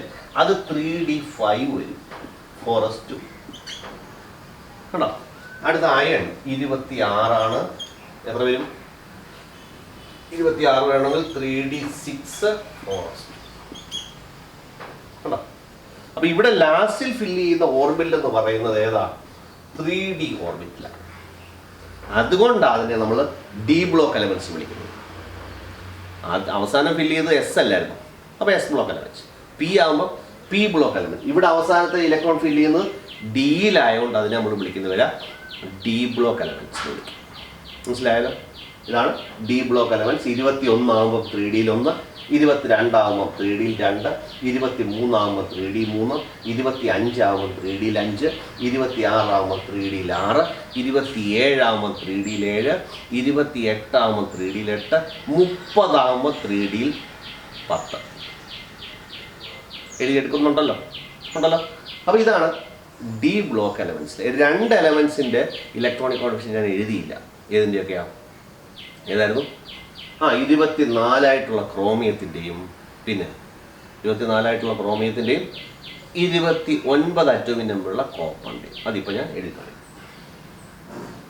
അത് എഴുതുന്നതിന് മുമ്പ് നമുക്ക് ഇതിനകത്തെ ഗ്രൂപ്പും പീരീഡും ബ്ലോക്കും കണ്ടുപിടിക്കണം. ഏത് ബ്ലോക്കാന്ന് നമ്മൾ പറഞ്ഞു? ഏതാ? D block. കാരണം അതിൻ്റെ അവസാന ഇലക്ട്രോൺ പോയി ഫില്ല് ചെയ്യുന്നത് 3D ഇല്ല, അതുകൊണ്ട് ഡി ബ്ലോക്ക് എലമെൻറ്റാണ്. ഇനിയും നമ്മൾ മുമ്പേ പറഞ്ഞ പോലെ പി ബ്ലോക്ക് എലമെൻറ്റിൻ്റെ പറഞ്ഞ പോലെ അവസാനത്തെ 2 ഷെല്ലെടുക്കും. ഷെല്ലെടുത്തിട്ട് ഈ രണ്ട് ഇലക്ട്രോൺ തമ്മിൽ കൂട്ടും. ഏതില്ല? 4sലെയും 3Dയിലെയും ഇലക്ട്രോൺ തമ്മിൽ കൂട്ടും ഇലക്ട്രോണിൻ്റെ എണ്ണം. അപ്പോൾ നമുക്ക് ഗ്രൂപ്പ് കിട്ടും. അപ്പോൾ ഇവിടുത്തെ എത്ര ഗ്രൂപ്പ്? സ്കാൻഡിയം 3-മൂന്നാമത്തെ ഗ്രൂപ്പില്ല. ഇത് എത്രാമത്തെ ഗ്രൂപ്പില്ല? ടൈറ്റാനിയം 2 4-ാമത്തെ ഗ്രൂപ്പ് അല്ലേ? വനേഡിയം 5-ാമത്തെ ഗ്രൂപ്പ്, മാംഗനീസ് 5-2 7-ാമത്തെ ഗ്രൂപ്പ്. അപ്പോൾ ഗ്രൂപ്പ് കണ്ടുപിടിക്കണമെങ്കിൽ ഡി ബ്ലോക്ക് ആണെങ്കിൽ ഗ്രൂപ്പ് കണ്ടുപിടിക്കണമെങ്കിൽ അവസാനത്തെ 2 സബ് ഷെല്ലിലെ ഇലക്ട്രോൺസ് തമ്മിൽ കൂട്ടിയാൽ മതി. ആ കൂട്ടുന്നതായിരിക്കും ഡി ബ്ലോക്ക് എലമെൻസിൻ്റെ എന്തെന്ന് പറയുന്നത്? ഗ്രൂപ്പ് നമ്പർ എന്ന് പറയുന്നത്. ഗ്രൂപ്പ് നമ്പർ എന്ന് പറയുന്നത്. അതടുത്ത് പീരീഡ് നോക്കിയാൽ പീരീഡ് ഇതിനകത്ത് മെയിൻ ഷെല്ലിലെ ഏറ്റവും വലുത് ഏതാ? ഇതല്ലേ? 3 ആണോ 4 ആണോ? 4 കണ്ട. അപ്പം ഈ ഡി ബ്ലോക്ക് എലമെൻസിൻ്റെ ഇവിടുത്തെ 21 മുതൽ 30 വരെയുള്ള എലമെൻസിൻ്റെ പീരീഡ് എന്ന് പറയുന്നത് 4 ആയിരിക്കും. പറഞ്ഞ മനസ്സിലായില്ലേ? 4 ആയിരിക്കും. അങ്ങനെയാണ് ഗ്രൂപ്പും പീരീഡും ബ്ലോക്കും ഡി ബ്ലോക്ക് എലമെൻസിൻ്റെ കണ്ടുപിടിക്കുന്നത്. ഇനി നമുക്ക് 2 മാംഗനീസിൻ്റെയും ക്രോമിയത്തിൻ്റെ കോപ്പറിൻ്റെ ഇലക്ട്രോണിക് കോൺഫിഗറേഷൻ എങ്ങനെ എഴുതാൻ നോക്കാം. എഴുതിയെടുത്തല്ലോ? എഴുതിയോ? എഴുതി. ഇനി അടുത്ത് നോക്കിയേ, ക്രോമിയം അറ്റോമിക് നമ്പർ ഇപ്പം നമ്മൾ പറഞ്ഞതാണ്. ക്രോമിയം 24. അതിൻ്റെ ഇലക്ട്രോണിക് കോൺഫിഗറേഷൻ നമ്മൾ എഴുതുന്ന 1s2 2s2 2p6 3s2 പറഞ്ഞേ 3p6 3d 4s2 ഇങ്ങനെയാണ് വരുന്നത് അല്ലേ? 2 2 4 4 10 12 18 4 22 24. അപ്പോൾ ഇപ്പോൾ നമ്മൾ എഴുതിയ രീതി വെച്ച് ഇങ്ങനെ വരേണ്ടത്. എങ്ങനെ? 3d4 3d 4 4s 2 ആണ് വരേണ്ടത് അല്ലേ? പക്ഷേ ഇതിൻ്റെ കേസിൽ നമ്മൾ ഈ ഇവിടുത്തെ ഒരു ഇലക്ട്രോൺ 4sലെ ഒരു ഇലക്ട്രോൺ 3dക്ക് കൊടുക്കും. അപ്പോൾ എങ്ങനെ വരും? 3d5 4s1 എന്ന് വരും. 1s2 2s2 2p6 3s2 3p6 കണ്ടോ? 4sലെ ഒരു ഇലക്ട്രോൺ എവിടെ കൊടുക്കും? 3dയിലേക്ക് കൊടുക്കും. അപ്പോൾ 3dയിൽ എത്രയായി? 3d5 ആയി. കണ്ടോ? ഇതാണ് ക്രോമിയത്തിൻ്റെ ഇലക്ട്രോണിക് കോൺഫിഗറേഷൻ. ഇതെന്താ ഇങ്ങനെ വരുന്നതെന്ന് ഞാൻ പറയാം കേട്ടോ. ഇനി അടുത്ത് നോക്കിയേ, കോപ്പർ 29. ഇതനുസരിച്ച് 1s2 2s2 ഇങ്ങനെ വരുമ്പോൾ 3d9 4s1 എന്നാണ് 4s2 നമ്മൾ എഴുതേണ്ടത് അല്ലേ? 1s2 2s2 2p6 3s2 3p6 3d9 4s2 ഇങ്ങനെ വരേണ്ടത്. 4 10 12 18 9 27 2 29 ഇങ്ങനെ വരണം. പക്ഷേ ഈ 4sലെ ഒരു ഇലക്ട്രോൺ എടുത്ത് നമ്മൾ എവിടെ കൊടുക്കും? 3d കൊടുക്കും. അപ്പോൾ എങ്ങനെ എഴുതും? 3d10 4s2 4s1 3d10 4s1 വരും. അപ്പോൾ കംപ്ലീറ്റ് ഇലക്ട്രോണിക് കോൺഫിഗറേഷൻ എങ്ങനെ എഴുതും? 1s2 2s2 2p6 3s2 3p6 3d10 4s1 ഉണ്ടോ? ഇതാണ് കോപ്പറിൻ്റെ ഇലക്ട്രോണിക് കോൺഫിഗറേഷൻ. കോപ്പറിൻ്റെ ഇലക്ട്രോണിക് കോൺഫിഗറേഷൻ 4s1 3d10ഉം ക്രോമിയത്തിൻ്റെ ഇലക്ട്രോണിക് കോൺഫിഗറേഷൻ 4s1ഉം 3d5ഉം ആയിരുന്നു. 3d5 ഇതെന്താണെന്ന് ചോദിച്ചാൽ, ഒരു ഓർബിറ്റൽ ഹാഫ് ഫിൽഡോ കംപ്ലീറ്റ്ലി ഫിൽഡോ ആണെങ്കിൽ അതിന് സ്റ്റെബിലിറ്റി കൂടുതലായിരിക്കും. If an orbital or subshell is completely filled or half filled it is more stable. അപ്പോൾ ഇവിടെ 4 ഉണ്ടെങ്കിൽ ഡിക്കകത്ത് എത്ര ഇലക്ട്രോൺ കൊള്ളും മൊത്തം? കുറച്ച് മുമ്പ് നമ്മൾ പറഞ്ഞ ഡിക്കകത്ത് 10 ഇലക്ട്രോൺസ് കൊള്ളും അല്ലേ? 10ൻ്റെ പകുതി എന്ന് പറഞ്ഞാൽ എത്ര? 5 കണ്ടോ? അപ്പോൾ ഡിക്കകത്ത് 5 ഇലക്ട്രോൺസോ 10 ഇലക്ട്രോണോ ഈ 2 കേസ് വരുവാണെങ്കിലും അതിന് സ്റ്റെബിലിറ്റി കൂടുതലായിരിക്കും. ഏതിനെക്കാട്ടിലും? 4 ഉള്ളതിനെക്കാട്ടിലോ 3 ഉള്ളതിനെക്കാട്ടിലോ ഡിക്കകത്തും 4 3 ഇലക്ട്രോൺ ഉള്ളതിനെക്കാട്ടും സ്റ്റെബിലിറ്റി ഏറ്റവും കൂടുതലായിരിക്കും ഹാഫ് ഫിൽഡോ കംപ്ലീറ്റ്ലി. ഹാഫ് ഫിൽഡ് എന്ന് പറഞ്ഞാൽ ഡിക്കകത്ത് പകുതി 5 എണ്ണം. കംപ്ലീറ്റ്ലി ഫില്ല് എന്ന് പറഞ്ഞാൽ ഡിക്കകത്ത് എത്ര എണ്ണം കൊള്ളും? 10 എണ്ണം വരുന്ന കേസിലോ 5 എണ്ണം വരുന്ന കേസിലോ ആണെങ്കിൽ എന്തായിരിക്കും ഇതിന് സ്റ്റെബിലിറ്റി കൂടുതലായിരിക്കും. ആ സ്റ്റെബിലിറ്റി അറ്റൈൻ ചെയ്യിക്കാൻ വേണ്ടിയിട്ടാണ് കോപ്പറിൻ്റെയും ക്രോമിയത്തിൻ്റെയും ഇലക്ട്രോണിക് കോൺഫിഗറേഷൻ നമുക്ക് ഇങ്ങനെ ഒരു ചേഞ്ച് വരുത്തുന്നത്. എങ്ങനെ? 4s ഒരു ഇലക്ട്രോൺ എവിടെ കൊടുക്കും? 3D കൊടുക്കും. മനസ്സിലായില്ല?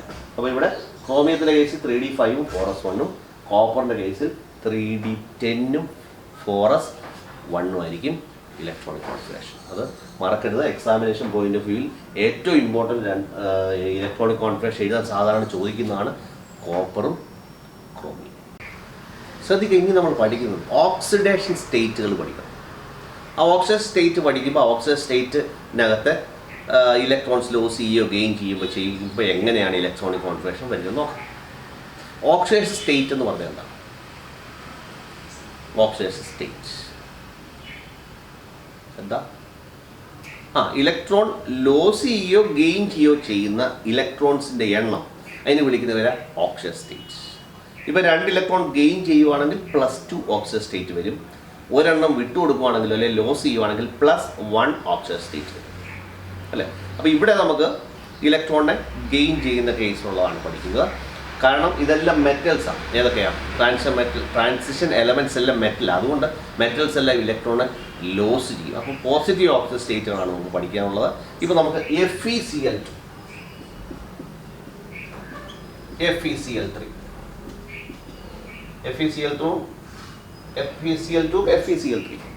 2 എലമെൻറ്റ്സ്. ഇതിനകത്ത് അയണിൻ്റെ ഓക്സിഡേഷൻ സ്റ്റേറ്റ് +2ഉം ഇതിനകത്ത് അയണിൻ്റെ ഓക്സിഡേഷൻ സ്റ്റേറ്റ് +3ഉം.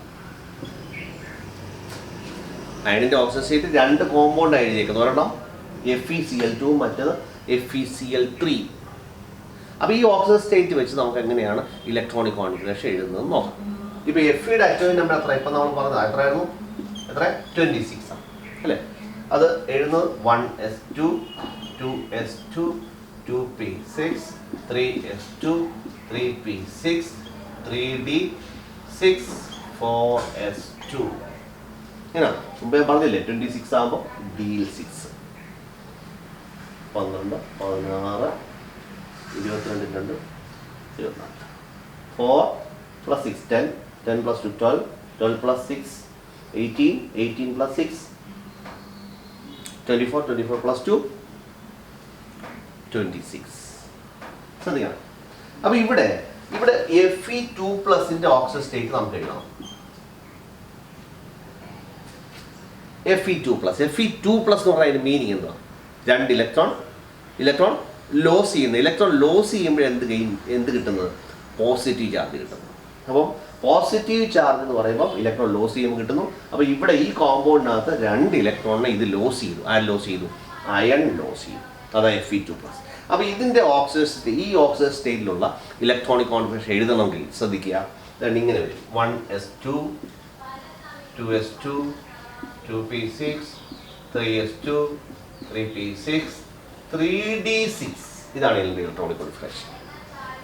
എന്ന് പറഞ്ഞാൽ ഇലക്ട്രോണിക് കോൺഫിഗറേഷൻ നമ്മൾ എഴുതുമ്പോഴേ ഓക്സിജൻ സ്റ്റേറ്റിൻ്റെ കേസ് ഇലക്ട്രോണിക് കോൺഫിഗറേഷൻ എഴുതുമ്പം എത്ര ഇലക്ട്രോൺ ആണ് പോകുന്നത്? ആദ്യം ഇലക്ട്രോൺ പോകുന്നത് 4s നിന്നായിരിക്കും. 4s സബ്ഷെല്ലിൽ നിന്നായിരിക്കും ഇലക്ട്രോൺ പോകുന്നത്.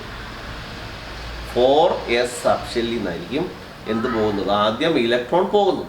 അപ്പോൾ ഇവിടെ Fe2+ എന്ന് പറഞ്ഞാൽ അതിൻ്റെ അർത്ഥം ഇവിടുത്തെ 2 ഇലക്ട്രോൺ പോയി. അപ്പോൾ ഈ ഷെല്ലങ്ങ് പോയി, കണ്ടോ? അതിനകത്ത് ഇലക്ട്രോൺ ഇല്ല. അപ്പോൾ 3d6 വരെ ഉള്ളൂ. അപ്പോൾ ഇതാണ് Fe2+ൻ്റെ ഇലക്ട്രോണിക്. ഇനി Fe3+ എന്ന് വിളിക്കുക. Fe3+ എന്ന് പറയുമ്പോൾ അതിൻ്റെ അർത്ഥം എന്തുവാ? അതിൻ്റെ മീനിങ് എന്തുവാ? 3 ഇലക്ട്രോൺ അല്ലേ? 2 ഇലക്ട്രോൺ പോയത് നമ്മൾ കണ്ടു. എവിടെ? 4s. അപ്പോൾ 3 ഇവിടെ പോകണ്ട. അപ്പോൾ 2 ഇവിടുന്ന് പോരണം. പിന്നെ എവിടെ നിന്ന് പോകുന്നു പറയാം? എവിടെ? അതെ, 3D പോരണം. അപ്പോൾ ഇതിൻ്റെ ഇലക്ട്രോണിക് കോൺഫിഗറേഷൻ എങ്ങനെ വരും? 1s2, 2s2, 2p6, 3s2, 3p6, 3d5 എന്ന് വരും. കണ്ടോ? ഓക്സിജൻ സ്റ്റേറ്റിൻ്റെ കേസ് ശ്രദ്ധിക്കുക. നമുക്ക് ആദ്യം ഇലക്ട്രോണുകൾ ലോസ് ചെയ്ത് പോകുന്ന 4s നിന്നായിരിക്കും. അതിന് ശേഷം മാത്രമേ ബാക്കിയുള്ള 3D എന്ത് പോകത്തുള്ളൂ? ഇലക്ട്രോൺസ് പോകത്തുള്ളൂ. ശ്രദ്ധിച്ചോ കേട്ടോ? ഇതാണ് ഓക്സിഡേഷൻ സ്റ്റേറ്റിൻ്റെ കേസ്. ഒരെണ്ണം തരാം.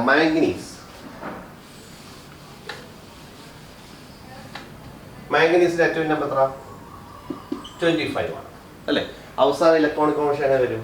1s2 2s2 2p6 3s2 3p6 3d5 4s2 കേട്ടോ. ഇതാണ് mn2 mn7+ എന്ന് വരിക അല്ല mn4+ വരും 4+ mn4+. ഇങ്ങനെ ഒരു ഓക്സിജൻ സ്റ്റേറ്റ് ഉണ്ടെങ്കിൽ എങ്ങനെയായിരിക്കും ഇലക്ട്രോണിക് കോൺഫിഗറേഷൻ വരുന്നത്? എങ്ങനെ? എവിടുന്ന് പോകും? ആദ്യം 2 ഇലക്ട്രോൺ എവിടെ നിന്ന് പോകും? 4s നിന്ന് പോകും. പിന്നെ ബാക്കിയുള്ളതോ 3d നിന്ന്. അപ്പോൾ എങ്ങനെ വരില്ല?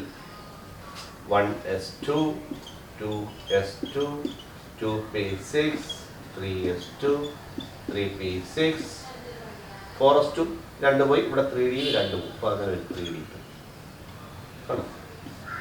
അപ്പോൾ ഇങ്ങനെ ഓക്സിജൻ സ്റ്റേറ്റ് ആകുമ്പോൾ എത്ര ഇലക്ട്രോൺ ആണ് ലോസ് ചെയ്യുന്നത്? ആദ്യം നമുക്കത് എസ് സി നിന്ന് പോകും, 4s നിന്ന് പോകും. അത് കഴിഞ്ഞിട്ടായിരിക്കും ബാക്കിയുള്ളത് എവിടെ നിന്ന് പോകുന്നത്? 3d നിന്ന് പോകുന്നത്.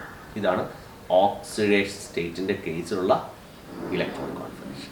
ഇനി നമുക്ക് അയോണീകരണ ഊർജ്ജം അല്ലെങ്കിൽ അയോണൈസേഷൻ എനർജി പഠിക്കണം. അയോണൈസേഷൻ എനർജി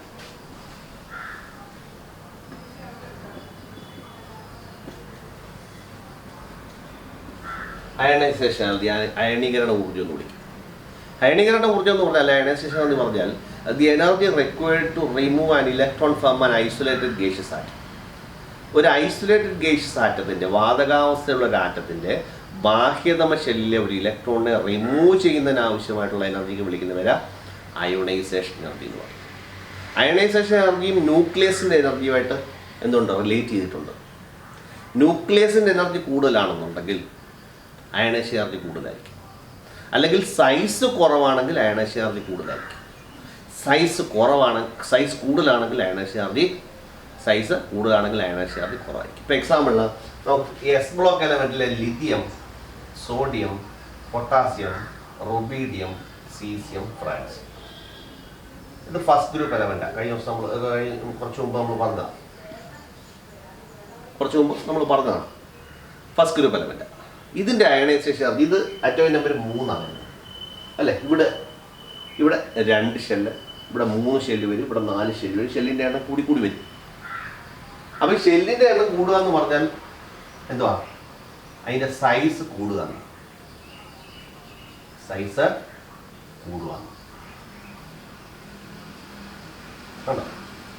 അപ്പോൾ സൈസ് കൂടുമ്പം ന്യൂക്ലിയസും അവസാന ഷെല്ലും തമ്മിലുള്ള ഇലക്ട്രോണും തമ്മിലുള്ള ഫോഴ്സ് ഓഫ് അട്രാക്ഷൻ കുറയും. അപ്പോൾ കുറച്ച് എനർജി മതി എന്ത് ചെയ്യാൻ? ഈ അവസാന ഷെല്ലിലെ ഒരു ഇലക്ട്രോണിനെ പുറത്തോട്ട് കൊണ്ടുവരാൻ കുറച്ച് എനർജി മതി. ഇവിടെ ന്യൂക്ലിയസിനോട് അടുത്തായിരിക്കുന്ന ഇലക്ട്രോൺ. അപ്പോൾ ഒരുപാട് എനർജി വേണം എന്ത് ചെയ്യുക? ആ ഫോഴ്സിൽ നിന്ന് നമുക്ക് ആ ഇലക്ട്രോണിനെ പുറത്ത് കൊണ്ടുവരാൻ ഒരുപാട് എനർജി വേണം. അപ്പോൾ അതാ പറഞ്ഞത്, സൈസ് കുറവാണെങ്കിൽ അയണൈസേഷൻ എനർജി കൂടുതലായിരിക്കും, സൈസ് കൂടുതലാണെങ്കിൽ അയണൈസേഷൻ എനർജി കുറവായിരിക്കും. മനസ്സിലായി? സൈസ് കുറവാണെങ്കിൽ അയണൈസേഷൻ എനർജി കൂടുതൽ വേണം ഇലക്ട്രോണിനെ പുറത്ത് കൊണ്ടുവരാൻ. പിന്നെ സൈസ് കൂടുതലാണെന്നുണ്ടെങ്കിൽ ആറ്റത്തിൻ്റെ സൈസ് കൂടുതലാണെന്നുണ്ടെങ്കിൽ കുറച്ച് എനർജി മതി നമുക്ക് ഇലക്ട്രോണിനെ പുറത്ത് കൊണ്ടുവരാൻ.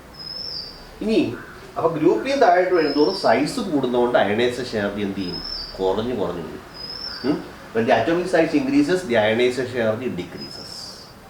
From top to bottom in a group. മേളിൽ നിന്ന് താഴോട്ട് വരുന്നതോറും ഒരു ഗ്രൂപ്പിൽ മേളിൽ നിന്ന് താഴോട്ട് വരുന്നതോറും അയണൈസേഷൻ എനർജി കുറയും. കാരണം നമ്പർ ഓഫ് ഷെല്ല് കൂടുന്നു, അല്ല അറ്റോമിക് സൈസ് കൂടും. ഇനി ലെഫ്റ്റിൽ നിന്ന് റൈറ്റിലോട്ട് പോകുന്നതോറും ഇനി അറ്റത്തുള്ള ഗ്രൂപ്പ് എന്ന് പറയുന്നത് 18ാമത്തെ ഗ്രൂപ്പാണ്. 18ാമത്തെ ഗ്രൂപ്പിലെ എലമെൻസാണ്. അതേതായിരുന്നു? Helium, neon, argon, xenon, krypton, radon. ആ ഗ്രൂപ്പിലെ എലമെൻസ് 18ാമത്തെ ഗ്രൂപ്പിലെ എലമെൻസ്. അപ്പോൾ ലെഫ്റ്റിൽ നിന്ന് റൈറ്റിലോട്ട് വരുന്നതോറും അറ്റോമിക് സൈസ് കുറഞ്ഞു വരും. അപ്പോൾ ഏറ്റവും കുറഞ്ഞ അറ്റോമിക് സൈസ് ഉള്ള ആർക്കായിരിക്കും? 18ാമത്തെ ഗ്രൂപ്പിലെ എലമെൻസിനായിരിക്കും അറ്റോമിക് സൈസ് ഏറ്റവും കുറവുള്ളത്. അപ്പോൾ അയണൈസേഷൻ എനർജി ഏറ്റവും കൂടുതലുള്ള ആർക്കായിരിക്കും? 18ാമത്തെ ഗ്രൂപ്പിലെ എലമെൻസ് ആയിരിക്കും. കാരണം ലെഫ്റ്റിൽ നിന്ന് റൈറ്റിലോട്ട് പോകുന്നതോറും അറ്റോമിക് സൈസ് കുറയും. അപ്പോൾ അയണൈസേഷൻ എനർജി കൂടും. അപ്പോൾ ഏറ്റവും അങ്ങ് അറ്റത്ത് കിടക്കുന്ന 18ാമത്തെ ഗ്രൂപ്പിലെ എലമെൻസിനായിരിക്കും അയണൈസേഷൻ എനർജി ഏറ്റവും കൂടുതലുള്ളത്. ഇതാണ് അയണൈസേഷൻ എനർജി. അപ്പോൾ അയണൈസേഷൻ എനർജി പിടികിട്ടിയല്ലോ. ഗ്രൂപ്പിൽ നിന്ന് താഴോട്ട് വരുന്നതോറും അയണൈസേഷൻ എനർജി കുറയും. ലെഫ്റ്റിൽ നിന്ന് റൈറ്റിലോട്ട് പോകും. പീരീഡിൽ ലെഫ്റ്റിൽ നിന്ന് റൈറ്റിലോട്ട് പോകുന്നതോറും അയണൈസേഷൻ എനർജി കൂടി വരും. അതുകൊണ്ട് 18ാമത്തെ ഗ്രൂപ്പിലെ എലമെൻസിനായിരിക്കും അയണൈസേഷൻ എനർജി ഏറ്റവും കൂടുതലുള്ളത്. ശ്രദ്ധിക്കുക, എഫ് ബ്ലോക്ക് എലമെൻറ്റ്സ് എന്ന് പറയുമ്പോഴേ 6ാമത്തെയും 7ാമത്തെയും പീരീഡിലെ കുറച്ച് എലമെൻസിനെ ഒരു പ്രത്യേക രീതിയിൽ പീരിയോഡിക് ടേബിളിൻ്റെ താഴെ അറേഞ്ച് ചെയ്തിട്ടുണ്ട് 2 റോ ആയിട്ട്. അതിനെ വിളിക്കുന്ന പേര് ലാന്തനൈറ്റ്സും ആക്റ്റിനൈറ്റ്സും എന്നാണ്. ലാന്തനൈറ്റ്സ് എന്ന് പറഞ്ഞാൽ അതിൻ്റെ അകത്ത് സ്റ്റാർട്ടിങ് എലമെൻറ്റ് ലന്താനം. ആക്റ്റിനൈറ്റ്സിനകത്ത് അതിൻ്റെ അകത്ത് സ്റ്റാർട്ടിങ് എലമെൻറ്റ് ആക്റ്റീനിയോ. അതുകൊണ്ടാണ് ലാന്തനൈറ്റ്സും ആക്റ്റിനൈറ്റ്സും വിളിക്കുന്നത്. ഇവ കൂടുതലും പ്രത്യേക പ്രോപ്പർട്ടീസ് ഉള്ളവയാണ്. ഇവയെല്ലാം റേഡിയോ ആക്റ്റീവ് എലമെൻറ്റ്സ് ആണ്. ഇവയെ നമ്മൾ ലാന്തനൈറ്റ്സും ആക്റ്റിനൈറ്റ്സും വിളിക്കുന്നു. ഇത്രയും നമുക്ക് പ്രോപ്പർട്ടീസ് മാത്രം എഫ് ബ്ലോക്കിൽ എലമെൻറ്റ്സ് പഠിച്ചാൽ. നമ്മൾ ഈ ചാപ്റ്ററിൻ്റെ അവസാന ഘട്ടത്തിലേക്ക് കടന്നു വന്നിരിക്കുകയാണ്. നമ്മളിനി ഇതിനകത്ത് 2-3 കാര്യങ്ങൾ പറയാനുണ്ട്.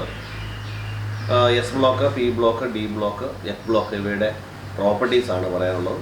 അത് നിങ്ങളുടെ പുസ്തകത്തിൽ അതുപോലെ തന്നെ കിടപ്പുണ്ട്. സിമ്പിൾ സാധനങ്ങളാണ്, നിങ്ങൾക്ക് വായിച്ചാൽ മനസ്സിലാകും. നമ്മൾ ആദ്യം തന്നെ കുറേ കാര്യങ്ങൾ ഇതിനകത്ത് മെയിനായിട്ട് പഠിക്കുന്ന സബ്ഷെൽ ഇലക്ട്രോണിക് കോൺഫിഗറേഷനാണ്. സബ്ഷെൽ ഇലക്ട്രോണിക് കോൺഫിഗറേഷനും അതുപോലെ തന്നെ ഗ്രൂപ്പ്, പീരീഡ്, ബ്ലോക്ക് കണ്ടുപിടിക്കുക. ഇതാണ് മെയിനായിട്ട് ഇതിനകത്തുള്ളത്. മിക്കവാറുള്ള കാര്യങ്ങളെല്ലാം നിങ്ങൾക്ക് മനസ്സിലായി കാണും എന്ന് എനിക്കറിയാം. എങ്കിലും എന്തെങ്കിലും സംശയം ഉണ്ടെങ്കിൽ എൻ്റെ ഫോൺ നമ്പർ അതിനകത്തുണ്ട്, നിങ്ങൾക്ക് വിളിക്കും.